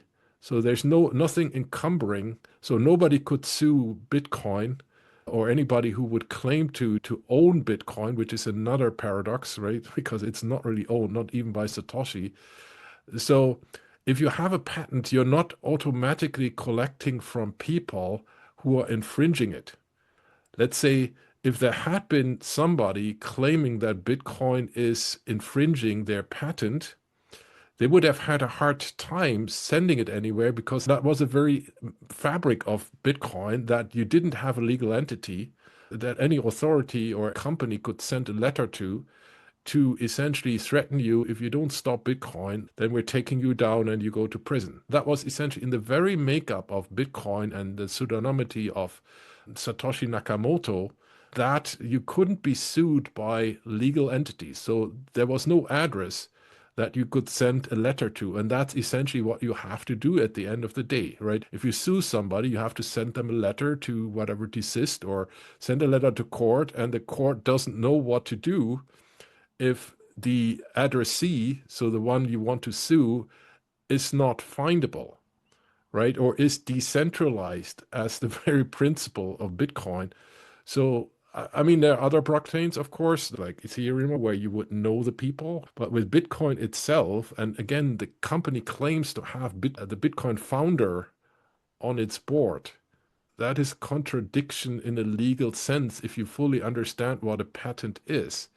You know that it gives you the option to sue somebody, but to sue somebody, you have to find the person. You have to tell the court, look, or you have to start a criminal investigation, which is probably futile because we haven't found Satoshi Nakamoto. So from a formal legal perspective, it's highly questionable. Maybe he could have done that to other blockchains, but definitely not to Bitcoin, right? And just by not having a legal entity at its very bottom. And the guy who set that up, so Bitcoin is not only this ingenious technical thing, but also to do that without a trace that you can be sued in a court, right? So this kind of patents you only have if you can, you can only threaten to sue somebody with it. But if you don't have that legal entity, say like Bitcoin is just decentralized. That's part of the beauty of it. So that means there is no single address. Nobody can take it down.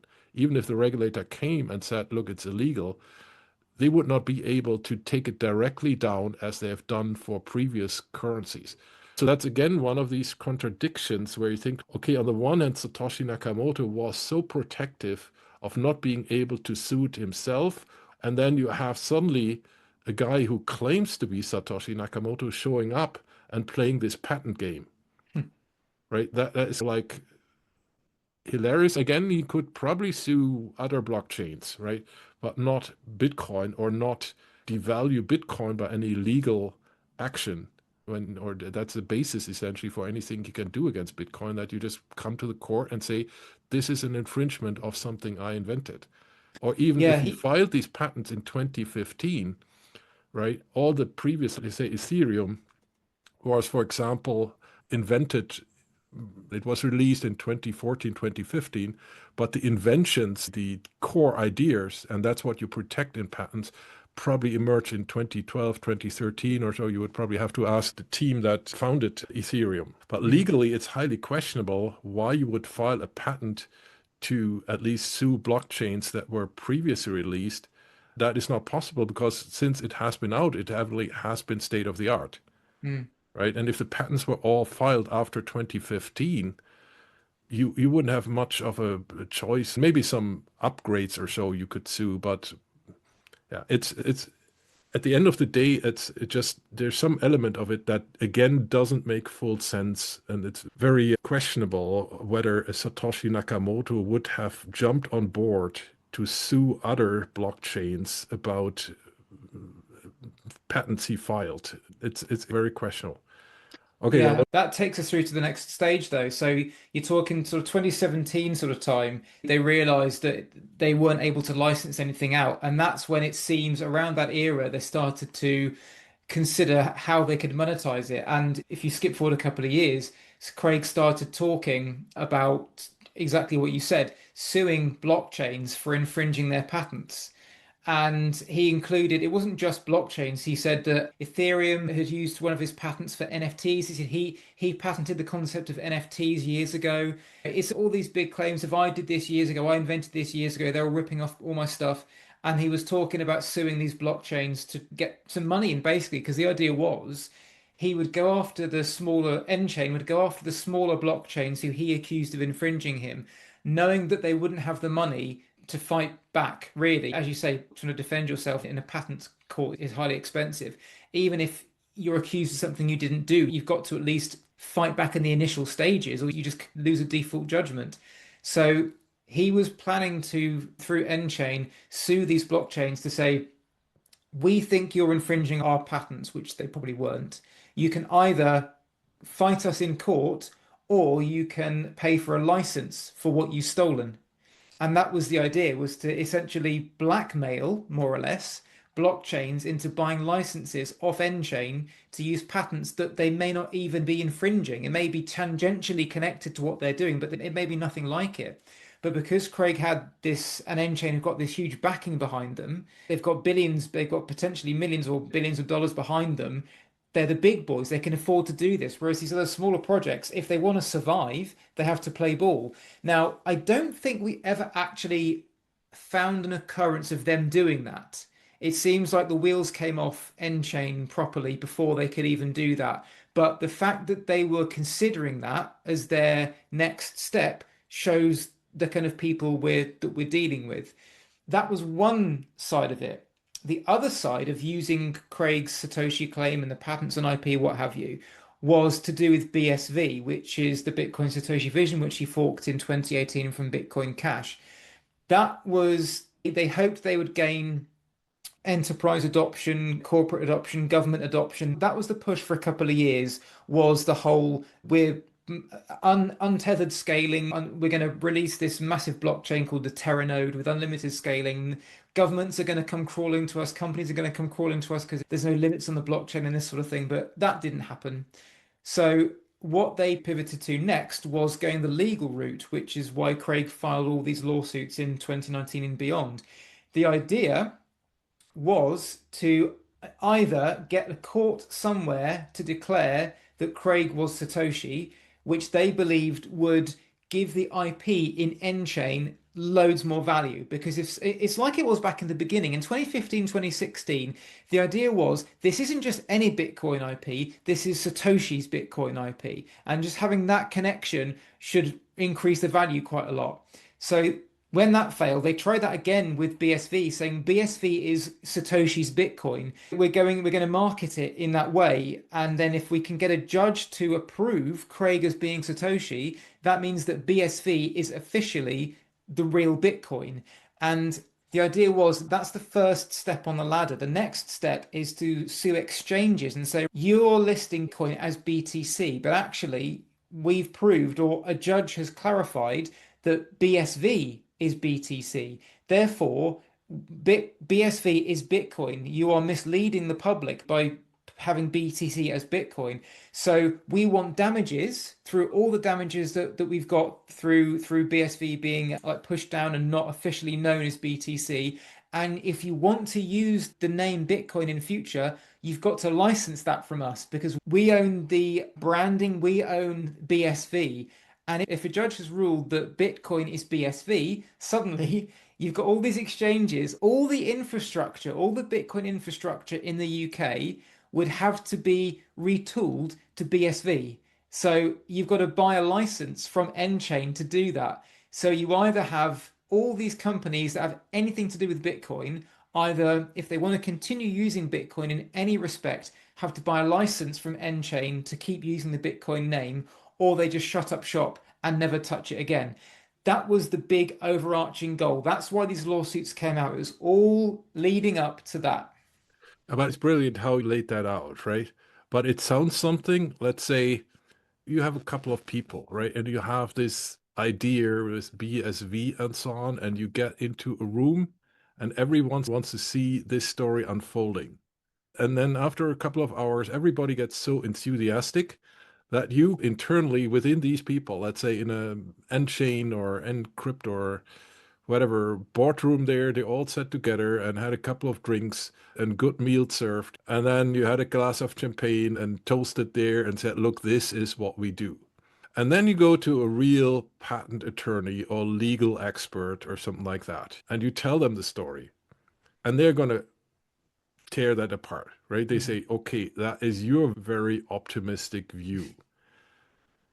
I cannot say that you will not achieve that, but it's highly questionable, mm, right? Even me now, I have a gut feeling, okay, that's something, if there's nobody critically like the advocatus diaboli in the room, right? You can concoct a lot of conspiracies and get yourself into an emotional mode where you see everything you want unfolding, right? But that's not going to happen. But you can easily agree on that. And if you have a couple of drinks and so on joining in, you like it's sometimes we just want to believe things. And that's part of our psychology. But it's there's so many question marks, right? Like first of all, due diligence. If there's somebody doing due diligence, you have to identify the main risk. And the main risk is not a secret. How can we prove that Craig Wright is Satoshi Nakamoto? Because that's more than us trusting him. And then do all these, you said it very exactly. Usually, patents that are extremely specific, even if others infringe them, is usually like you just get some. I worked on these things, not in blockchain. I got companies that called me in my main research and asked me, look, we have a company sending us letters about infringing. We're not even out in the market with the technology yet. They got a wind of that and tell us whether we are infringing and can you construct a case that we do a slight modification and get around it. And then typically there's of course also a lot of companies can be sued, but at some stage when you file a patent, it's not only the cost of maintaining them. That's what I try to give a rough order of magnitude. The individual cases can be very different, but roughly you're talking about tens of thousands every year after a few years if you have a reasonable internationalization. And then you mentioned suing somebody, right? Of course, you can sue a small company, but it's essentially at some stage is so much money that there needs to be a reward for the risk you're taking. So you're mm, not randomly doing that, right? Let's say if you're a small company, they just sometimes even let you go away with it because if the result is you just bankrupt the company that would have never have a chance like to even become a serious competitor punching in the same weight class, mm, of course, you can sue them, but companies say, look, there's no gain for us, right? We fold them. They cannot pay even the court costs or something like that. We cannot extract any money out of them. So maybe we just let them get away. You have the option, but it does. So you really go for the big bucks. I think these big court cases are usually talking millions just for infringement cases. And usually it's not as straightforward to predict the outcome. Is very lengthy and you can go through several rounds of challenging than any decision again. So that is like questionable whether you would really make money in it. mm, And I think the objective of, I think the company's objective for Craig Wright there at the end was making money, right? And then you don't take risks for shutting down other blockchains. Usually you want to excel with technical excellence. Then the other risk is all this IP stuff, right, is like a red rag for these communities. Like if Bitcoin or Ethereum had been based on license payments, if you want to run a node, you have to pay a license. That would immediately have repelled all early adopters that you need, right? You needed early enthusiasts to support it. Only once it got traction on the ground after a certain couple of years, then the big money really comes into the game. I think if Vitalik had gone to Google at the time or so and told them of his brilliant software and so on, they said, look, that's just one of these nerdy projects. It would have been very difficult to get a foot on the ground. So Mm. I think this whole corporate touch, right, in the foreground, like the main thing of the blockchain is to make this end chain or end trust or whatever, like rich, would have been pretty much a marketing disaster. We have these corporate blockchains, right? And in principle, you can have that, and some of them are also successful, but they're not really loved in the community. So, in other words, you can create a really great business plan and thinking everything that we all agree on because we wanted to see it happen is also going to happen. But usually you have somebody in the organization because you are handling essentially often other people's money, right? Some people have equity, so you cannot just sit there. You cannot just do what you want. As a company, you cannot just randomly do stuff. You have some accounting duties. You cannot risk too much if you have loans from banks, and you also have obligations to your employees. You cannot just randomly run something against the wall by ignoring realities.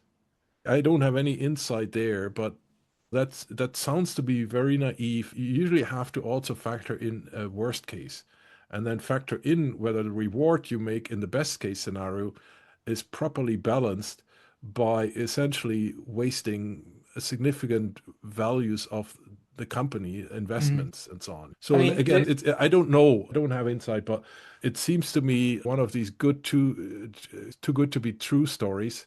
And usually companies, when they're dealing with, let's say, at least millions, are not so super naive that it just comes out of a little happy hour kind of idea, right? that seems to be how Nchain was run. The board Yeah, was all focused on Craig. They all believed, I believe all to a man, they believed Craig, that he was Satoshi. And so if you believe that, and that is your central theme, then you feel like we can do anything. If Craig can prove he's Satoshi, the value of the IP increases, the marketability increases.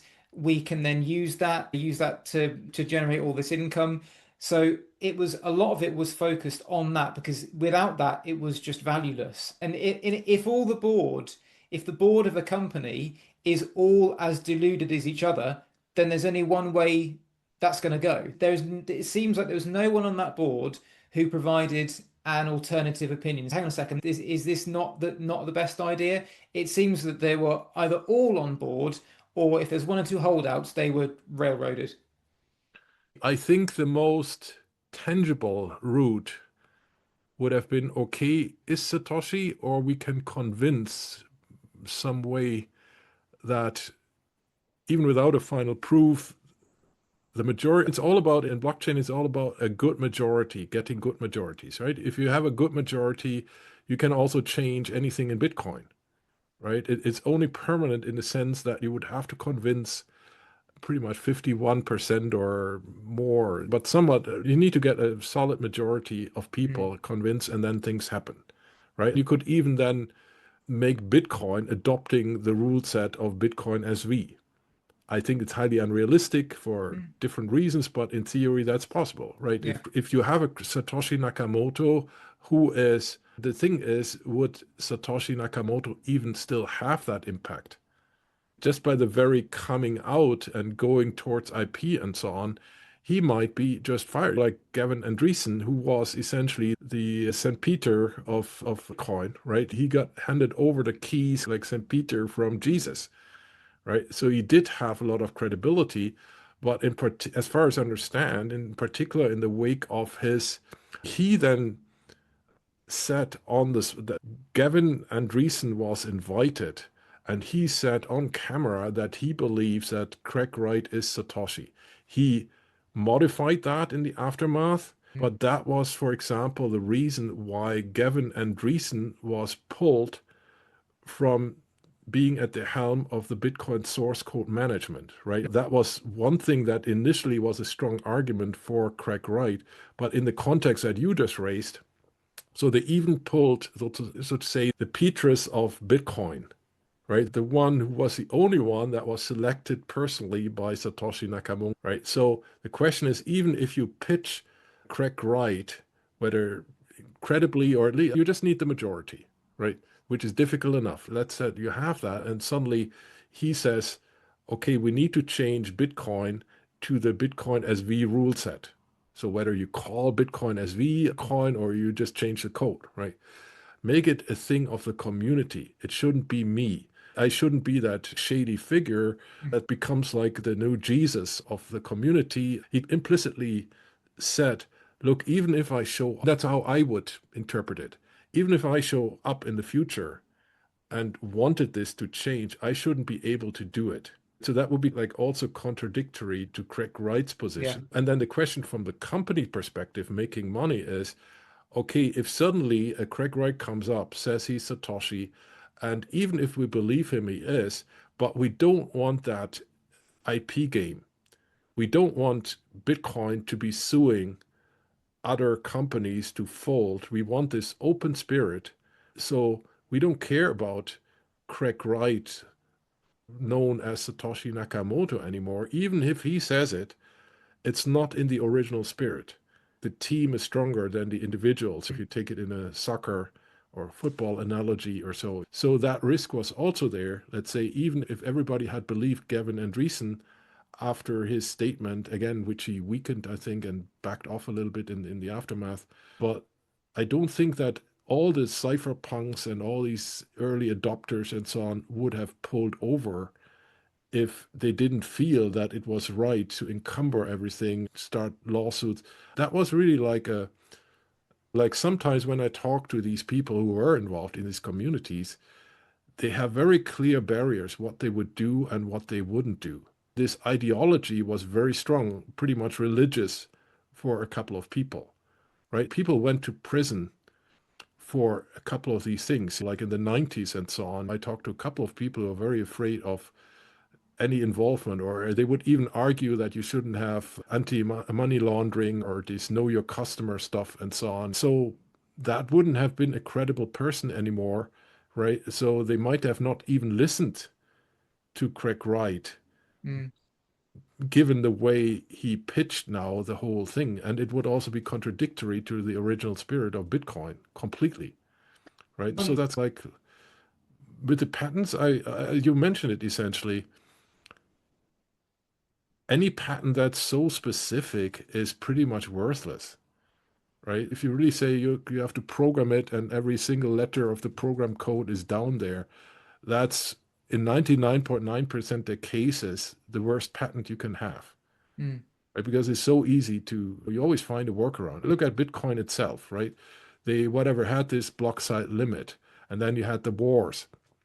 And then they find, I would call it a little bit of a compromise, right? So you had this SegWit thing and so on that kind of was for most people good enough, not for all, but you couldn't upgrade Bitcoin, right, with community decision or the recent Taproot, recent a few years ago only.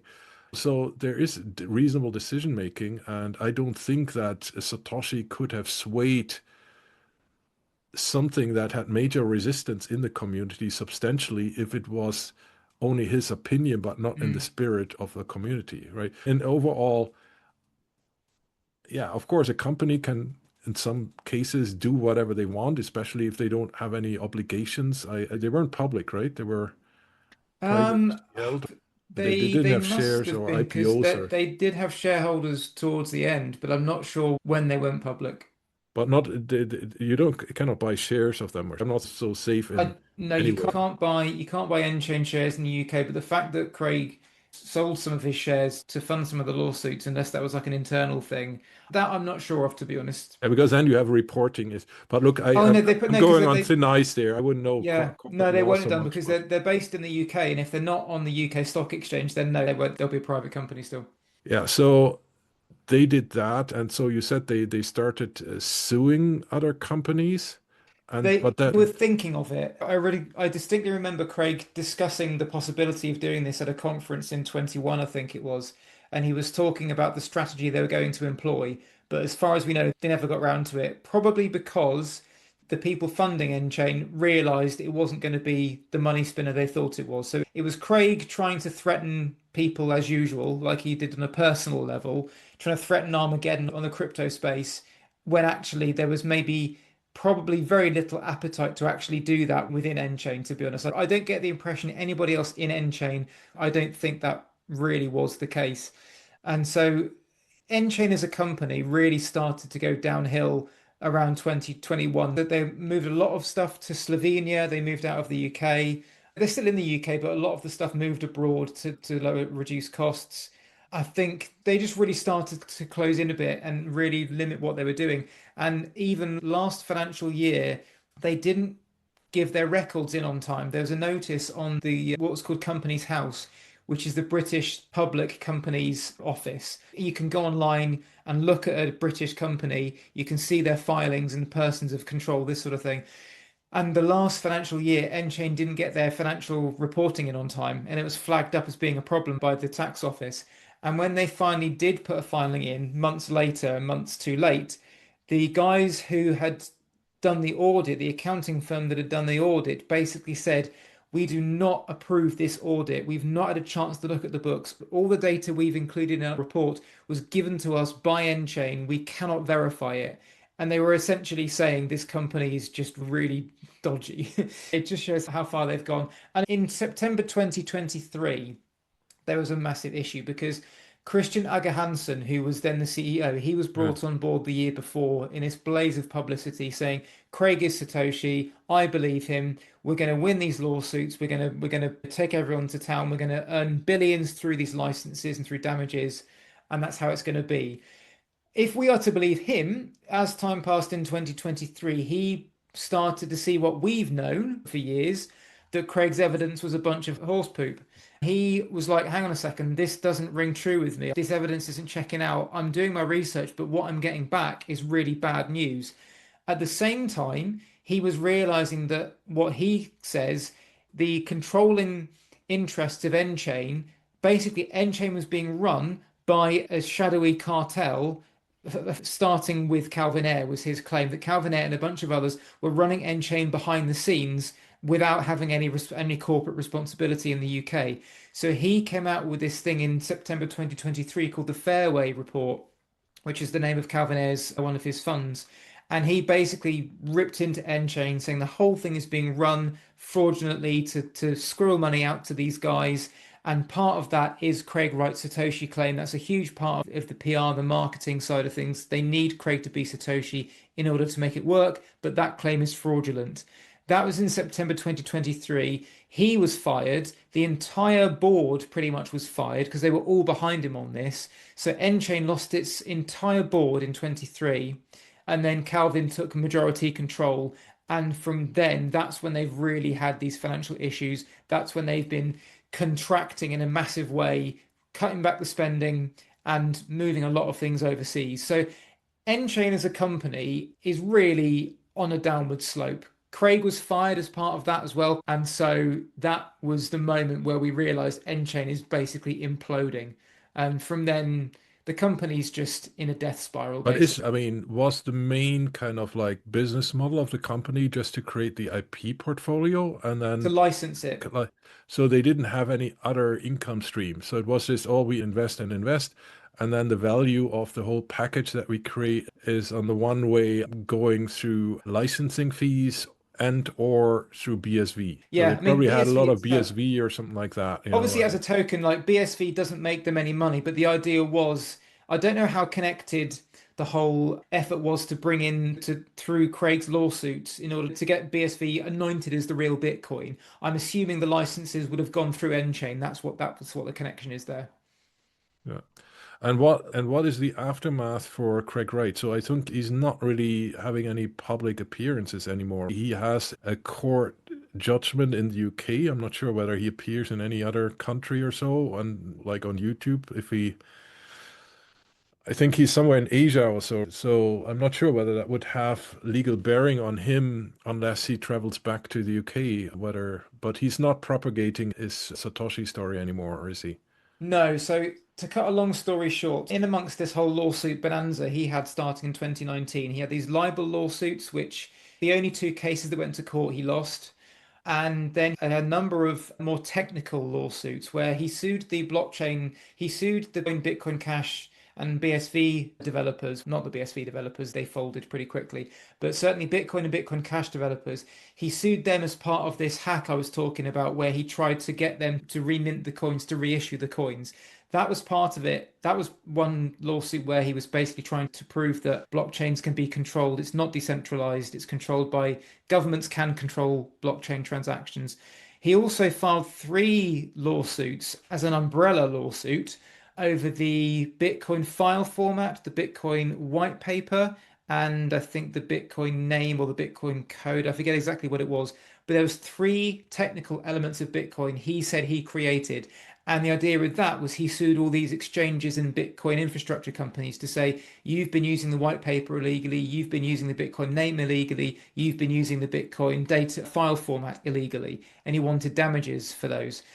So he was really trying to take control of everything to do with Bitcoin usage and infrastructure so it would all come back to him.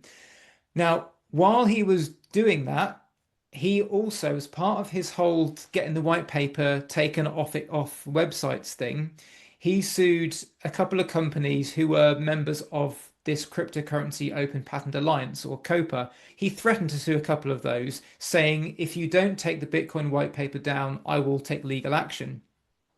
And these two companies, Square was the main one, which is now Block, Jack Dorsey's company. They handed this off to COPA. They said, look, we don't want to deal with this, dealing with the copyright patent side of things and the IP. You deal with this lawsuit.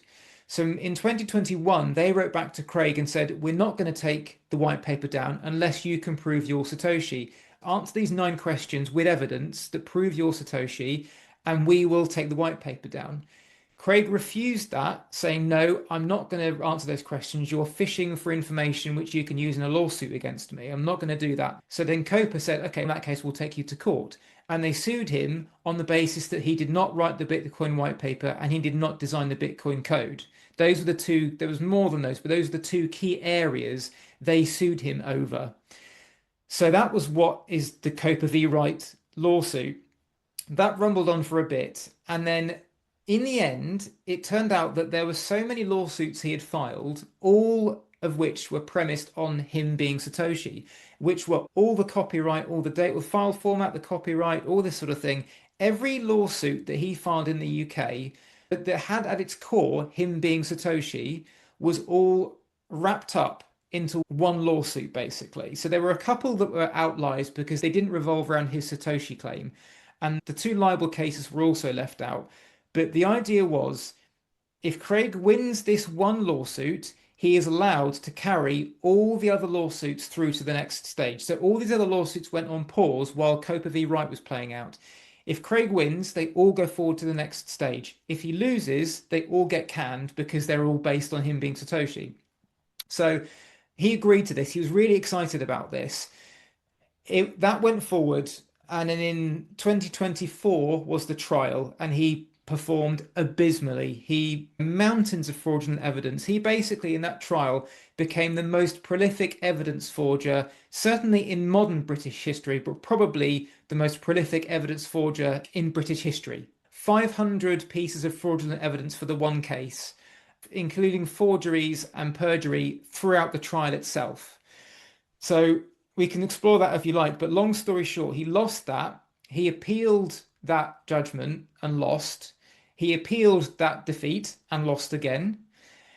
And so we thought, that's it, he's done. And the upshot of that was that he was still allowed to call himself Satoshi, because the argument was COPA wanted a ban on him calling himself Satoshi. But Craig's lawyers argued that was against his human rights, because you can't stop somebody saying they are something. You can't, if Craig goes into Speaker's Corner in Hyde Park, which for those that don't know It's a part of London which has got a long and storied history of people basically like Karl Marx preaching Marxism. You're allowed to go to Speaker's Corner, stand on a soapbox, and preach whatever ideology you like. As long as you don't say anything illegal, you can say what you like. And so people said if Craig goes to Speaker's Corner, stands on a soapbox and says, I am Satoshi, he could be arrested. And that's nonsense. You can't be arrested for that. So they said, okay, we agree. He was allowed to call himself Satoshi, but he's not allowed to file any lawsuits based on that premise. So he can call himself Satoshi, but he can't take that claim. He can't sue anybody based on that. So we thought that's done. In mid 2024, he talked about filing a lawsuit against exchanges, developers, Bitcoin companies, a load of people he'd sued already, plus dozens of others, saying that Bitcoin was being passed off, or these companies were passing off Bitcoin as BTC. So it was very similar to his previous case, but he was using what's called a champagne lawsuit. And this dates back to a case in the 60s where I think they were either Belgian or French champagne producers were calling their product champagne by the name. And the guys that made champagne in the Champagne Valley said, no, you can't call that champagne because you didn't make it here using these grapes, whatever, whatever. And they won. And so these guys were not allowed to call their product champagne. And so Craig said, you're using my product, but you're calling it Bitcoin. And in the filing for that lawsuit, he sued something like 260 defendants, is something along those lines. He wanted, I think it came to around $1 trillion. He wanted something like $1 trillion in damages because of this passing off. He was trying to get all these BSV people to sign up as saying, yeah, we've been damaged by this as well. We're owed this and this. And in the filing, because if you think about it, if you're starting a champagne style lawsuit, you've got to have some skin in the game. You can't just file it. You and I couldn't file that because we've got no basis to say we've not been damaged by it. So Craig was saying, me and all these people have been damaged by Bitcoin being passed off as BTC when Bitcoin is really BSV. But in doing that, he had to have some stake in it. And so in the filing, he alluded to him being Satoshi Nakamoto, the creator of Bitcoin, which he was legally not allowed to do. So immediately, Copa said, Craig has filed this lawsuit in which he says he created Bitcoin. That is a breach of the injunction where he was issued after the Copa case. Craig said, no, I didn't argue that I'm Bitcoin's creator. I said this and this. This came to court in December 2024. Craig didn't turn up. And eventually, Copa still pursued the case. And so Craig was found guilty of contempt of court because he was found guilty of breaching the injunction, saying he's not allowed to be Satoshi in a lawsuit. And so he was given a suspended sentence. If he'd been in the UK, he would have gone to prison. But because he was based in Thailand, he fled to Thailand after his defeat to Copa. But because he was based there, the judge, who was also the Copa judge, said, we can't pursue extradition. It's not serious enough to pursue extradition. He can come back to the UK. It's a suspended sentence for 2 years, I think. So he can come and go if he likes. But if he claims to be Satoshi in a lawsuit, then he could well be extradited back to the UK to serve his prison sentence. That's where we are now. He's in Thailand running a farm, but if he even claims to be Satoshi in a lawsuit, then he might be extradited to serve his prison sentence. Yeah, that's very interesting. But I, at the time, read the documents essentially from the Copa trial and also the others. But look, 90% of that is just legal games. So we are sitting there, and those who are into crypto, we actually are not that interested in what legal tricks are played. These kind of fine lines that he can call himself Satoshi Nakamoto, but not the creator of Bitcoin and sue people. I'd say that is just courtroom mania. But the big question is he really Satoshi Nakamoto, right? Did he code Bitcoin and issue the Bitcoin white paper? That's actually what most people care about. Is there still some supporter community who still hold up that he is Satoshi? He still has supporters, but the interesting thing is that they represent the fringe of the fringe, and they are almost all the ones that we have regular contact with are conspiracy theorists in some way or another. They are But you COVID still get a deniers, they're good flat followership Earth. on a YouTube video if you probably have a crazy case that he's still Satoshi. But would you have people seriously investing in it? Not now, not now. There are plenty of holders of BSV because they bought it when they believed and they've not sold yet. But you don't get people starting to believe from here. He had a big following and he's just dropped and dropped. And now, following Copa, even some of his really core followers who've been following him, standing up for him for years, they abandoned him after Copa. So now it's a tiny minority that only believe him because they believe that there's a conspiracy out to get him, and they believe all sorts of crazy nonsense. But no, they're the only ones that are left. Another aspect when we go back to the final part of Craig Wright's history in Nchain, and you mentioned this kind of like CEO or what he was, is Christian Arger Christian Hansen, right? Hansen, yeah. He kicked out these, I think, on X or something. He revealed a couple of internal emails. And if I'm correct, I think he revealed that actually, maybe not initially, but later on, even his supporters, while publicly claiming that he's so Craig is Satoshi Nakamoto, internally, they were already kind of knowing or strongly assuming that he's not.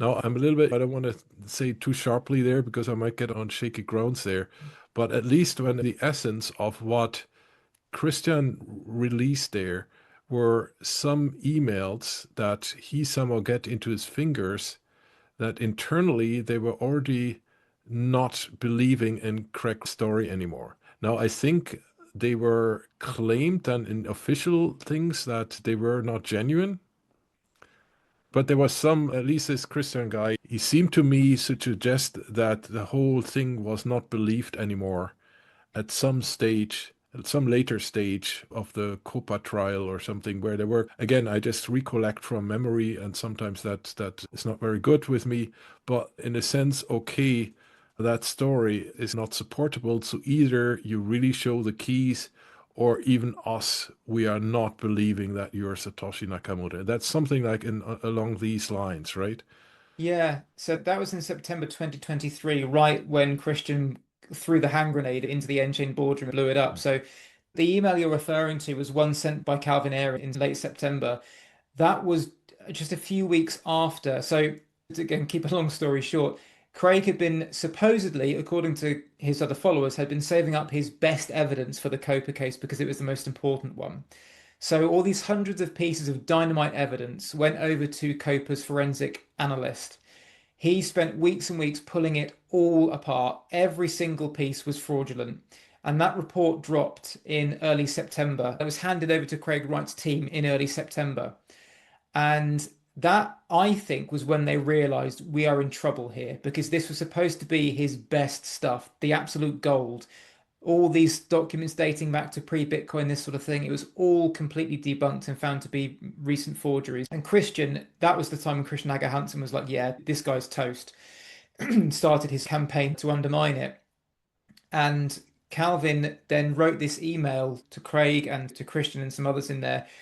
Basically, he didn't completely denounce him. It wasn't like I think you're fake, we're done. It wasn't that bad, but it was very close to that.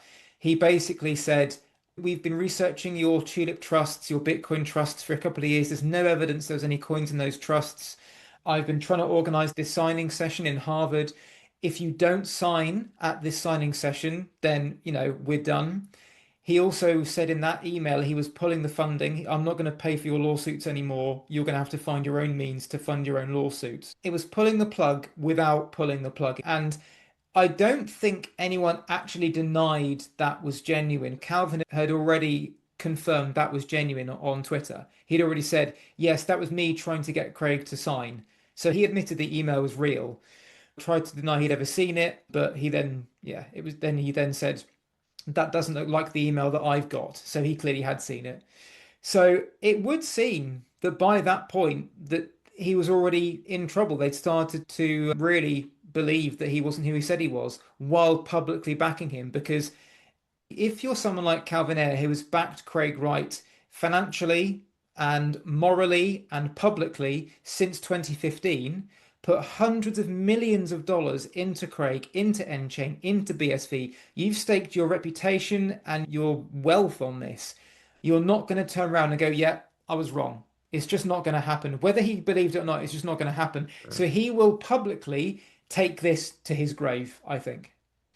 Now, if you take the bigger picture, right, we have, let's say, one storyline would be he was in a more or less desperate legal financial situation around the time he decided to let's suppose he's not Satoshi, right? He was in that desperate situation, taxes and some other stuff. Then he meets Shane and trust people.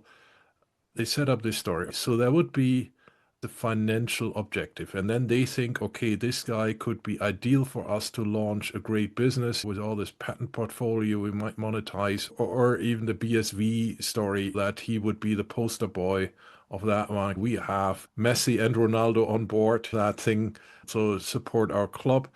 And that makes sense. But the big question is if you leave away all this, right? How did Craig Wright know that the real Satoshi doesn't come out of the woods at some stage and saying, look, that is going beyond just a joke, right? You're suing people, you are trying to put IP on blockchain that I carefully protected not to be. Like how could you even start such a thing without constantly running the threat of Satoshi Nakamoto, the real one, if it wasn't Craig Wright, could have just essentially send a message. We mentioned that at the very early part of this. The same thing they asked Craig Wright to do, right? Essentially, move a coin or a Satoshi coin or sign a message with the key, the private key of that. Satoshi, the real Satoshi Nakamoto, if he was still alive and not in prison or so, he could have done that anyway, even without disclosing his real name. Right? The only thing he would have revealed then would have been he's still alive or he handed over the keys to someone who is still alive at that point in time. So how could he, apart from all the legal trouble he caused there, which is, again, we discussed for a long time on that, but if you really pitch that, that would always been an option, right? That would have done at any stage, torn apart the entire construct, including the company, including his claim, as the copyright thing, and so on. And I think there was actually a message. It was just not clear whether that was really genuine from Satoshi or another account where there was he said something like very clearly, Craig Wright is not Satoshi or so. It's just not clear whether that was really a an account that was still in control of Satoshi Nakamoto himself. And it wasn't on the blockchain or moving on the coins. I think it was some email account or some post account or something. I don't know. So that was questioned. But why do you think did he never really consider, like even in the entire company? Come on, you can even if you think, oh yeah, it's probably Craig Wright. Once you start investing millions, if you have an IPO, right? I think that there was even like when Michael Saylor, who's like the new kind of Jesus of Bitcoin, promoting it, and he even had to put in the brochure for his own company that there is a risk of whatever. Even for these companies, there's a risk Satoshi Nakamoto would come out.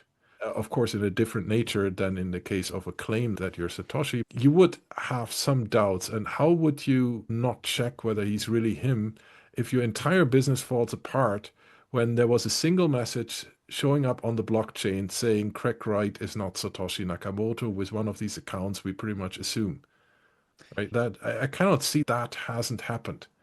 Even if you're not a cryptographer, you would know that. I think when Vitalik, there was one famous video where he dismantled this guy and said, look, why do we haven't him on stage here? He's not Satoshi. Because he even said that. Like, it's so simple to show it. We mentioned it a few times. Just sign a message in the way it would be. That's the most straightforward thing. So they must have, I cannot think that they were all 100% believers like the cardinals in the church. If you ask them, do you believe in God? You probably get a pretty straight answer. But all, let's say, mortals usually have some doubts in their strongest faith. These were not naive people. They were business people. They're usually very good at checking whether the patents are real patents. And so what's your hunch at that? Like, how could he have this confidence? If we go back to the initial stages of his claim, so to the 2015 era, you have to remember that it was never supposed to be public. So the only people he had to convince were Calvin Ayre and Robert McGregor, who were the two people bailing him out. The whole Satoshi thing was supposed to be fairly quiet. He wasn't supposed to be outed for 10 years. It was supposed, which is strange because the whole point of Nchain was Encrypt was to package up the Satoshi IP and sell it.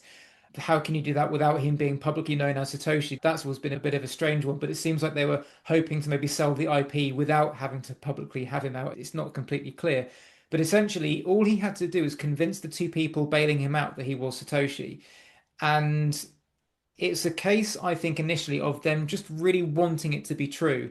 So if they'd have said to him what they would never have questioned whether that the question of what if the real Satoshi comes out would never have occurred to them because for the entire 2015 onwards era, they were convinced he was Satoshi. So if you're convinced that someone is something, you're not going to ask yourself, or what if he's not? Because they'd already bought into it. So it never even arose as a question in their minds. When you go to later and you go to Nchain and you go to the lawsuits he was filing and you go to that whole thing of, yeah, at any point Satoshi could come out and prove his Satoshiness and we are dead in the water. I think Craig was already so far in terms of what his thought process was. He probably saw it as a gamble he was going to take because he was so far down that road. He'd painted himself into a corner that he couldn't countenance not going through with it. Like the odds of Satoshi coming back after all those years were so slim compared to him getting away with it. Like it for every passing year Satoshi doesn't come back when it would have been more profitable for him to do when if Craig is threatening his Satoshi's link and he still hasn't come out, then you think if he's not come out by now, I'm pretty safe. He would have come out by now. If he cared about Bitcoin still, he would have come out by now to reclaim it. So I'm going to file these lawsuits based on the idea that if I've got this far, I can go a bit further without him coming out. It's also worth knowing that around 2020, 2021, Craig started saying that signing a digital signature of a block does not count as proof of identity.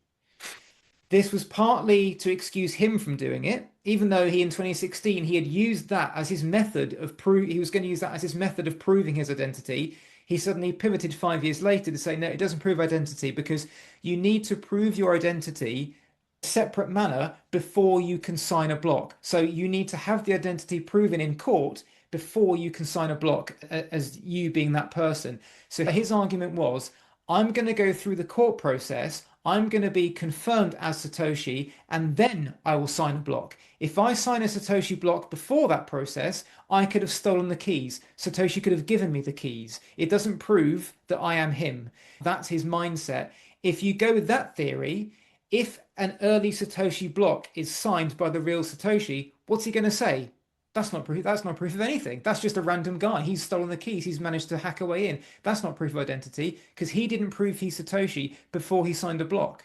So his followers and Calvin Ayre and all these people behind him, he's going to convince them of his theory that regardless of a Satoshi block being signed, that is not proof of him being Satoshi. One aspect I went a little bit deeper in my own book is what is a belief system? What is the truth? Right. And essentially, he went the route of a belief system. Right. You cannot go to the church and ask the Pope, what is the scientific proof that there is God? Right. That is irrelevant in these environments. I'm not propagating against the church or so, if no offense to anybody. But in these worlds, you don't talk about hard science. And interesting enough, in one of my previous Fireside chats, I had a guy who was drawn or recruited actually for a company. I'm not sure whether you heard about OneCoin, right? But that he was hired by the company. The company was drawing in huge amounts, I think in the billions range. Billions, about 4.5 billion. Yeah, yeah. And then he was contacted by the company in a very obscure way and finally asked his way through because he was a blockchain and essentially electronic cash or cash systems expert, if I recall correctly. And so he got called, and at the end of the day, they were asking him whether he can program a blockchain, right? And one key moment he said was he was actually watching they had this kind of like superstar kind of girl who was propagating it, and she was very good at marketing. So he said, we are now going to start a blockchain, and did this kind of very promotional pushing a button and then the blockchain, just as if you open a new bridge or something like that. And Yeah. he told me, and you can see it on he has a much better description there. So if you Mm. want to see the whole story and then watch that video. But he said he was sitting there being recruited and he was testing the blockchain. And the first thing he noticed that, in his own words, they didn't have a blockchain. So he was like, I think he never got recruited because he discovered immediately that it seemed to have been a hoax, at least at the time. And so he saw on a television live cast or something, he saw her kind of making these big announcements in front of thousands of people, a convention center or something they had hired for it. And he was saying, look, I was just checking whether they have a blockchain. It was essentially they had something like a database where they took on payments from people and whatever logged on I suppose, a centralized file, Mm. the incoming stuff. And then, of course, if people wanted to have payouts, like they had a registered for that. But it was in his eyes, and I think it's true.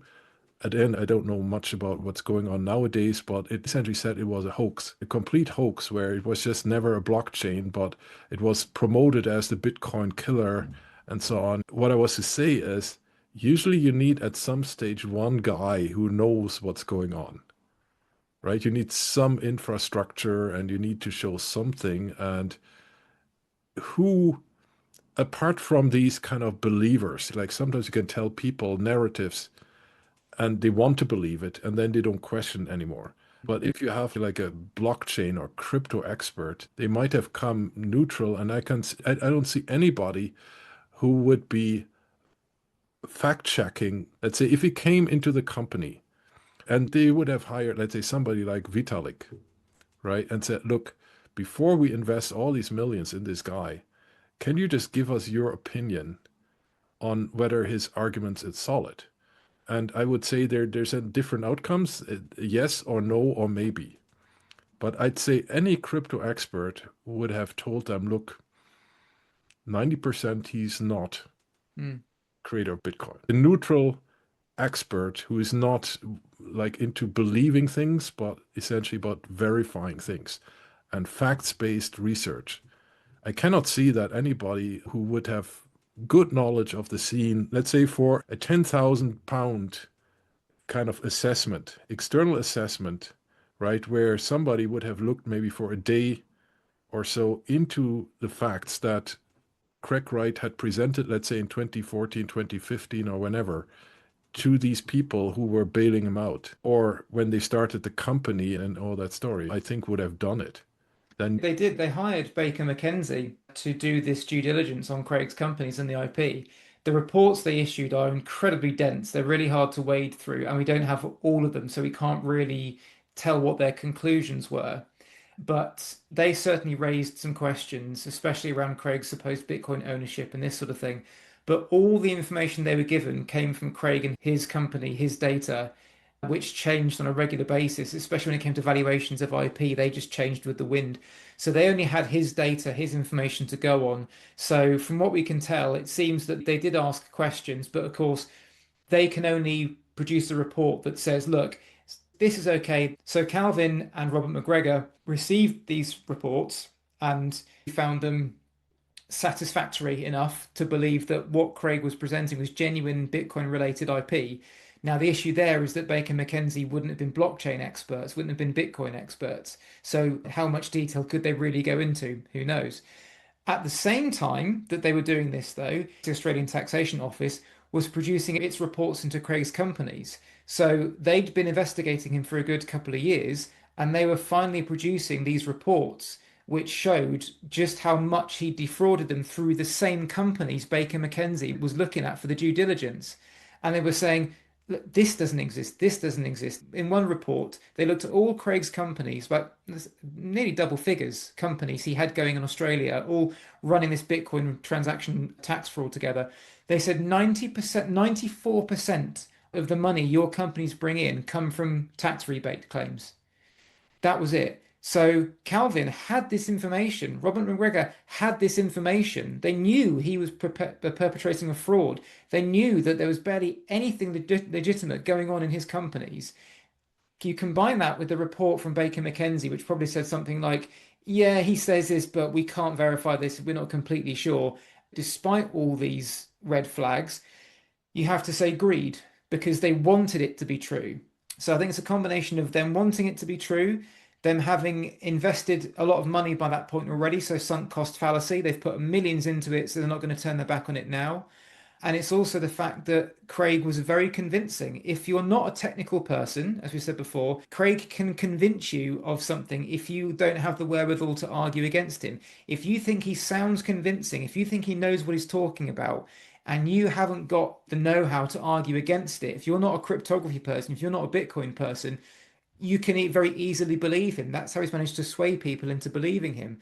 So it was a multifaceted approach that allowed them to progress with this.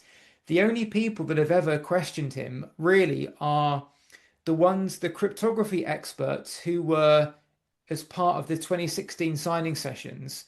There's a Dr. Courtois, who is a cryptography expert, who GQ brought in to question him over his Bitcoin and blockchain claims. And Craig Wright started swearing at him. There's a video on YouTube. It's incredible. He just starts swearing at the guy, saying, "You don't know what the F you're talking about, all this stuff. You're talking rubbish. You don't know what you're talking about. I'm done." And he walked off. Yeah.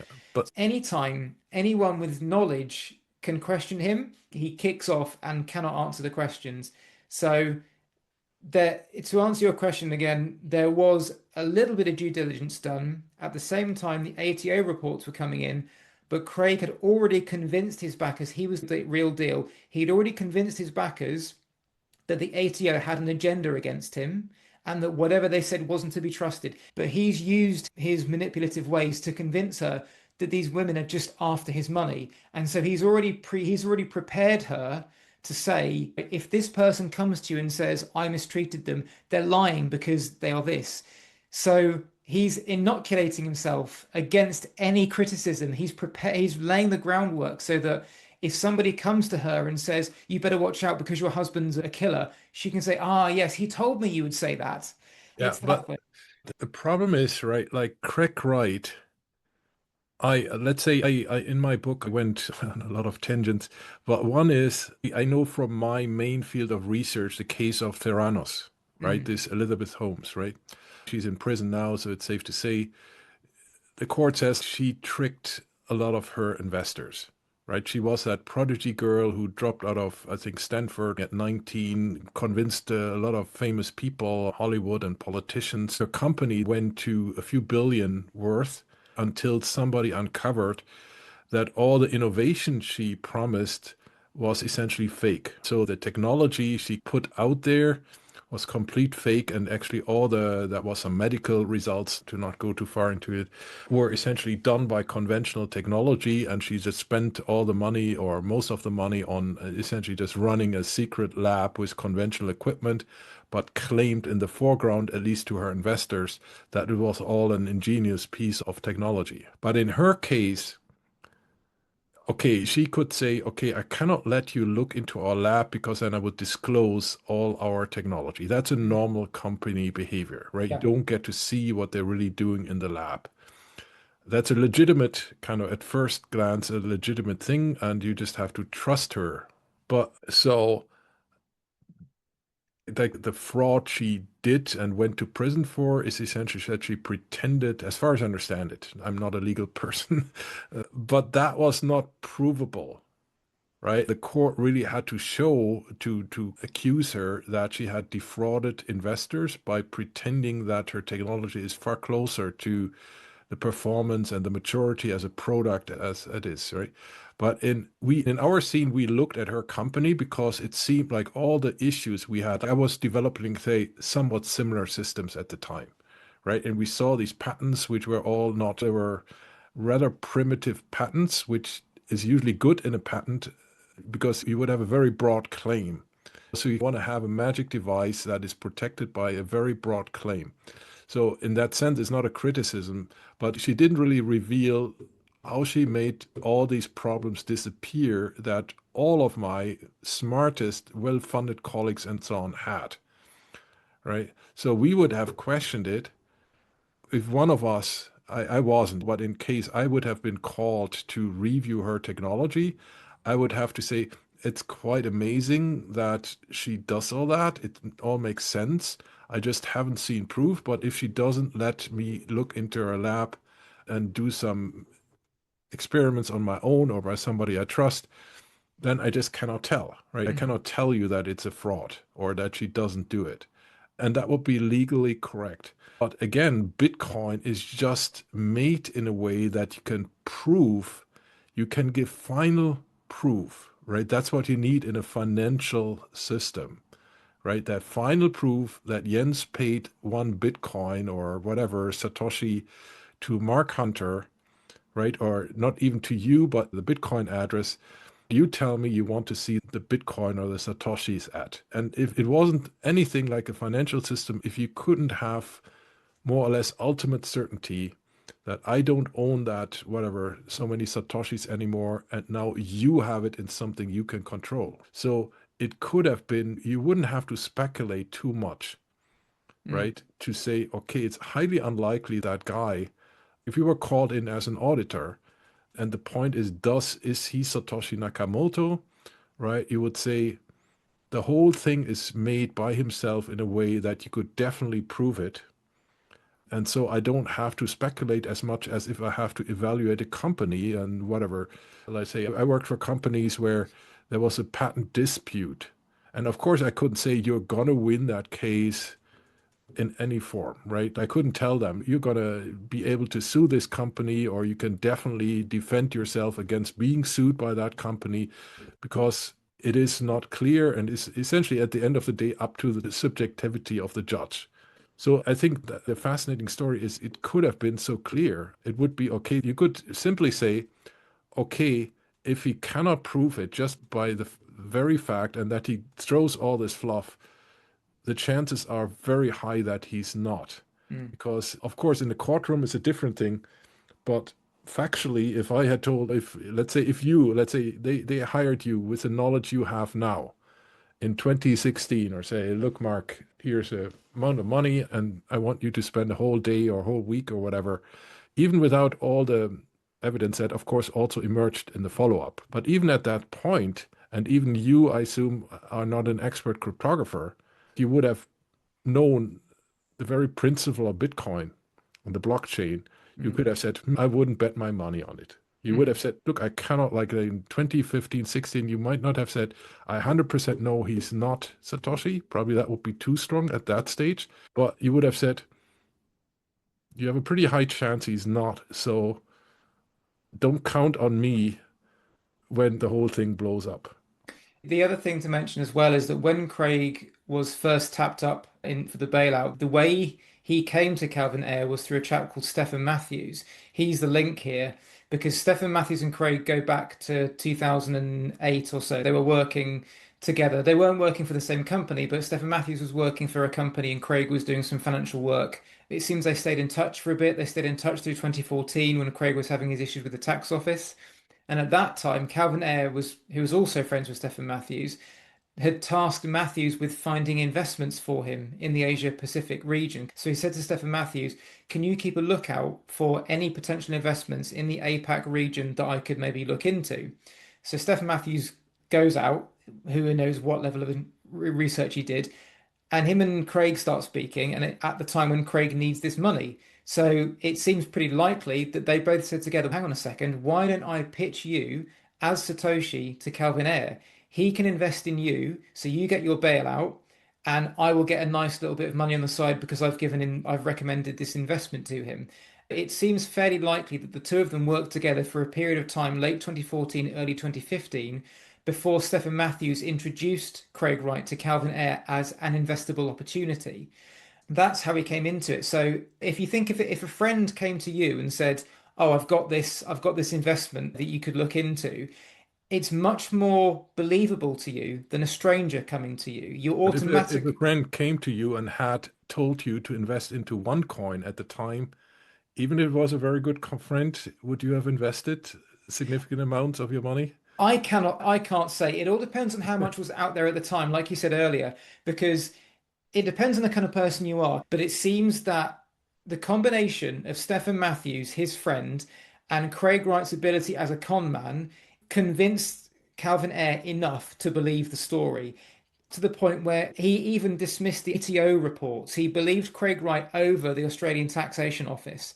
So, is that sunk cost fallacy? Is that a desire? Is that greed? Who knows what it is? But it's very evident that if Craig Wright had come to him through a different means, he wouldn't have been as conducive to being pulled along with the story. Now, it's almost inconceivable, actually, that Calvin Ayre believed for as long as he did. That if you believe something for 10 years when everything is going against you, I don't think that can sustain you for 10 years. So something changed. Whether it was all the people saying no, he's not Satoshi, whether that got his back up and he doubled down, whether that was sunk cost fallacy. I'm putting 5 million, 10 million, 50 million, 20 million in. If you've put $100 million into something, can you stop it? Or is that train just going forever? Who knows? But my feeling is the combination of Stephen Matthews being the person tasked with investing in him. Do you want to come have a look at it? He said, yeah, fair enough. He asked Stephen Matthews to find him something. Stephen Matthews came back with something he had found. That seems to be have been enough to get that ball rolling. Yeah. Well, even Before though we carry on, can we wrap up in 5 or 10 minutes? I just wanted to ask you maybe a final question. Perfect. Yeah, that's great. Okay, just to wrap it up. I think I mentioned previously, there was this one thing where Craig Wright had reportedly, I haven't seen it with my own eyes, deleted the name Paul LaRue from the court documents in the Florida case. So that we are talking about when was that, 2018 or something like Hmm. that? So that always asked me the question, is there a possibility that Craig Wright knew something about the real Satoshi Nakamoto? That got me a little bit solving that puzzle of how a reasonable person, you elaborated a little bit on that, how he might, that's gradually evolved to him being from just telling some business people he's Satoshi to taking it to court. I understand that story. But that kind of got me like, how the hell does he? I mean, if it's true, I think that has been reported. It was a leak essentially. Why would he delete the name Paul LaRue from these documents in the Florida court case? Because for the audience, maybe Paul LaRue is like he's in prison because against US law, he had some drug business, like medical drug, I think, and so on, and also some other stuff and some murders and so on. But he's recognized to be an ingenious programmer. Everybody believes that he wrote some very important cryptography software that a lot of people use, but anonymously. So he's sometimes denied it, but everybody believes he did it. And nobody doubts that he could program very well. According to the accounts, they asked the court to delete that person's name who has never been really brought into the game of of Craig Wright context. That was Mhm. only like some wild theory on the internet that nobody can disprove it. But I think not a lot of people really thought that this Paul LaRue guy was Satoshi. But do you think there's any chance that whether it's Paul LaRue, anybody else, that Craig Wright had some knowledge of who invented Bitcoin through some form that we don't know, but that was also his confidence, or at least he thought he had knowledge of this. All I can go on is what I know of Craig Wright, obviously, of his personality. And I know that in that case, he also was hesitant to mention a couple of other names for national security reasons. I think there was a couple of hearings that took place to discuss this matter to say which names can we reveal, which names can't we reveal. So I would imagine the more likely option is that Paul LaRue's name comes into that bracket where it was decided that for whatever reason, for national security reasons, his name couldn't be used in the record. Whether that's genuine or not, I don't know. So he likes to claim he's the big I am in lots of different ways.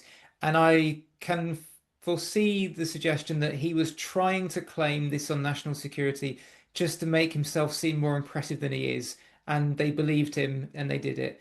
I think that's more likely than him having any knowledge of the real Satoshi in any context. Okay. That I don't know the facts behind it, but that's what my instinct tells me, having It's heard all this for the first speculation. time. And before I let you go and maybe present your book in the final part, I cannot let you out. You're evidently, everybody's seen that, a very knowledgeable person on the history of Bitcoin and so on, in the context, of course, you're now presented in Craig Wright, but by doing that, you have collected a lot of documents on that.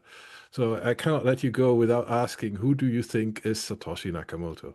That's a question I get asked a lot. And I didn't warn you in the beginning, so I put you a little yeah, bit on the spot here. I don't want to give my true answer of it doesn't matter and we should stop looking. So what I don't know. I don't think it's any of the names that are often cited.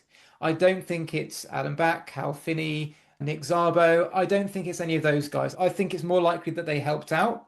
But I think the person who it is, if it was an individual person, is someone that we have never heard of. The name, because his OPSEC was so good, I don't think we would even be coming close to knowing who it is. I think it's someone who was never even on the radar, who came up, who created this thing, made absolutely sure nobody would ever find out who they were, worked with the people we know he worked with, and then disappeared into the shadows, as you said earlier, planned, he knew exactly when was the time to go. And there was that moment with the WikiLeaks thing when people were saying WikiLeaks should take Bitcoin, bring it on. And he said, no, don't bring it on. We're too soon. It was really quick after that. He accelerated his departure.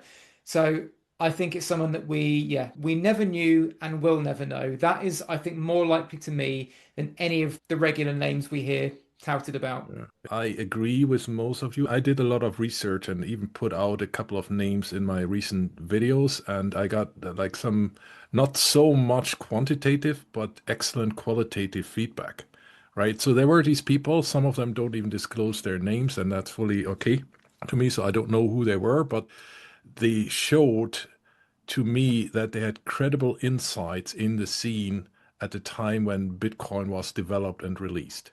And like all of them have a different candidate. Some of them I know are not Satoshi because even though they were part of the scene, they didn't spend so much time as myself and yourself on researching all this. Don't care so much who it is. So it's a little bit of a hobby. It's not necessary to like Bitcoin, and you don't need to know who Satoshi is. And Mhm. there's some point in, okay, it's better that we don't know and might Mhm. never know. It's good points for either side, but curiosity still drives you. I Mhm. often ask people like you, who is it? And then the first reaction is, oh, we don't want to know, stop the research. And then you get a little bit deeper, and then suddenly people get very passionate and reveal all their opinions. And that's also part of the fascination. But I ask these people, how these people who really have about 60 profiles in my book, right? And I'd say I met people who would know at least 40 of them. So I could go point by point. What was that guy like? Some of them collaborated with them, were in companies. So they know all the stuff that is not on the media, and they are not really on YouTube channels or so.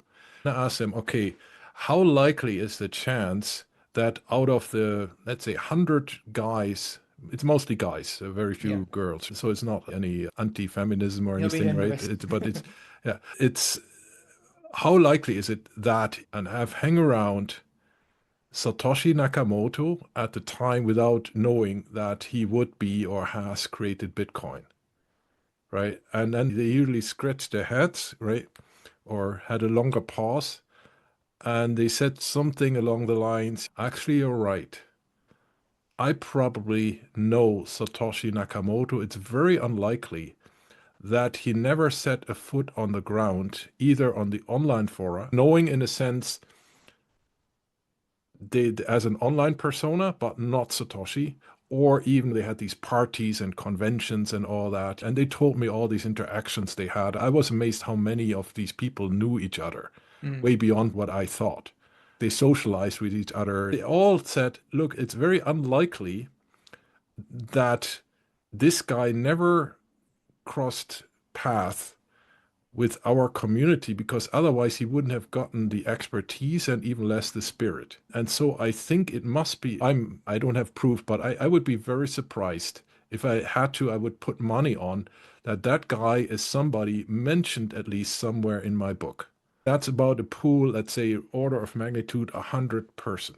I don't think anybody could have just come out of nothing and went into nothing. It's possible, but I think that is very unlikely. And I don't think I agree with you. It's one of the usual suspects, not because most of them could have done it. I think especially Adam Back, maybe Hal Finney, and Nick Szabo, I was told, wouldn't have been the guy to write all the code, even though he knew coding, but I think maybe not at the level required to really put Bitcoin as a stable release out there. And all of them denied, which probably Satoshi would also. And then you can, like with, for example, what you mentioned there with the time zone analysis that you mentioned, that I'm fairly confident he was more like on the eastern side of the US, but it's just essentially indirect evidence I have. If he was on the West Coast, he might have moved over time. He wasn't in prison or so. Probably Yeah. a lot of people move for some family occasions or parties or conventions or business travel around. But he was probably mainly residing in the United States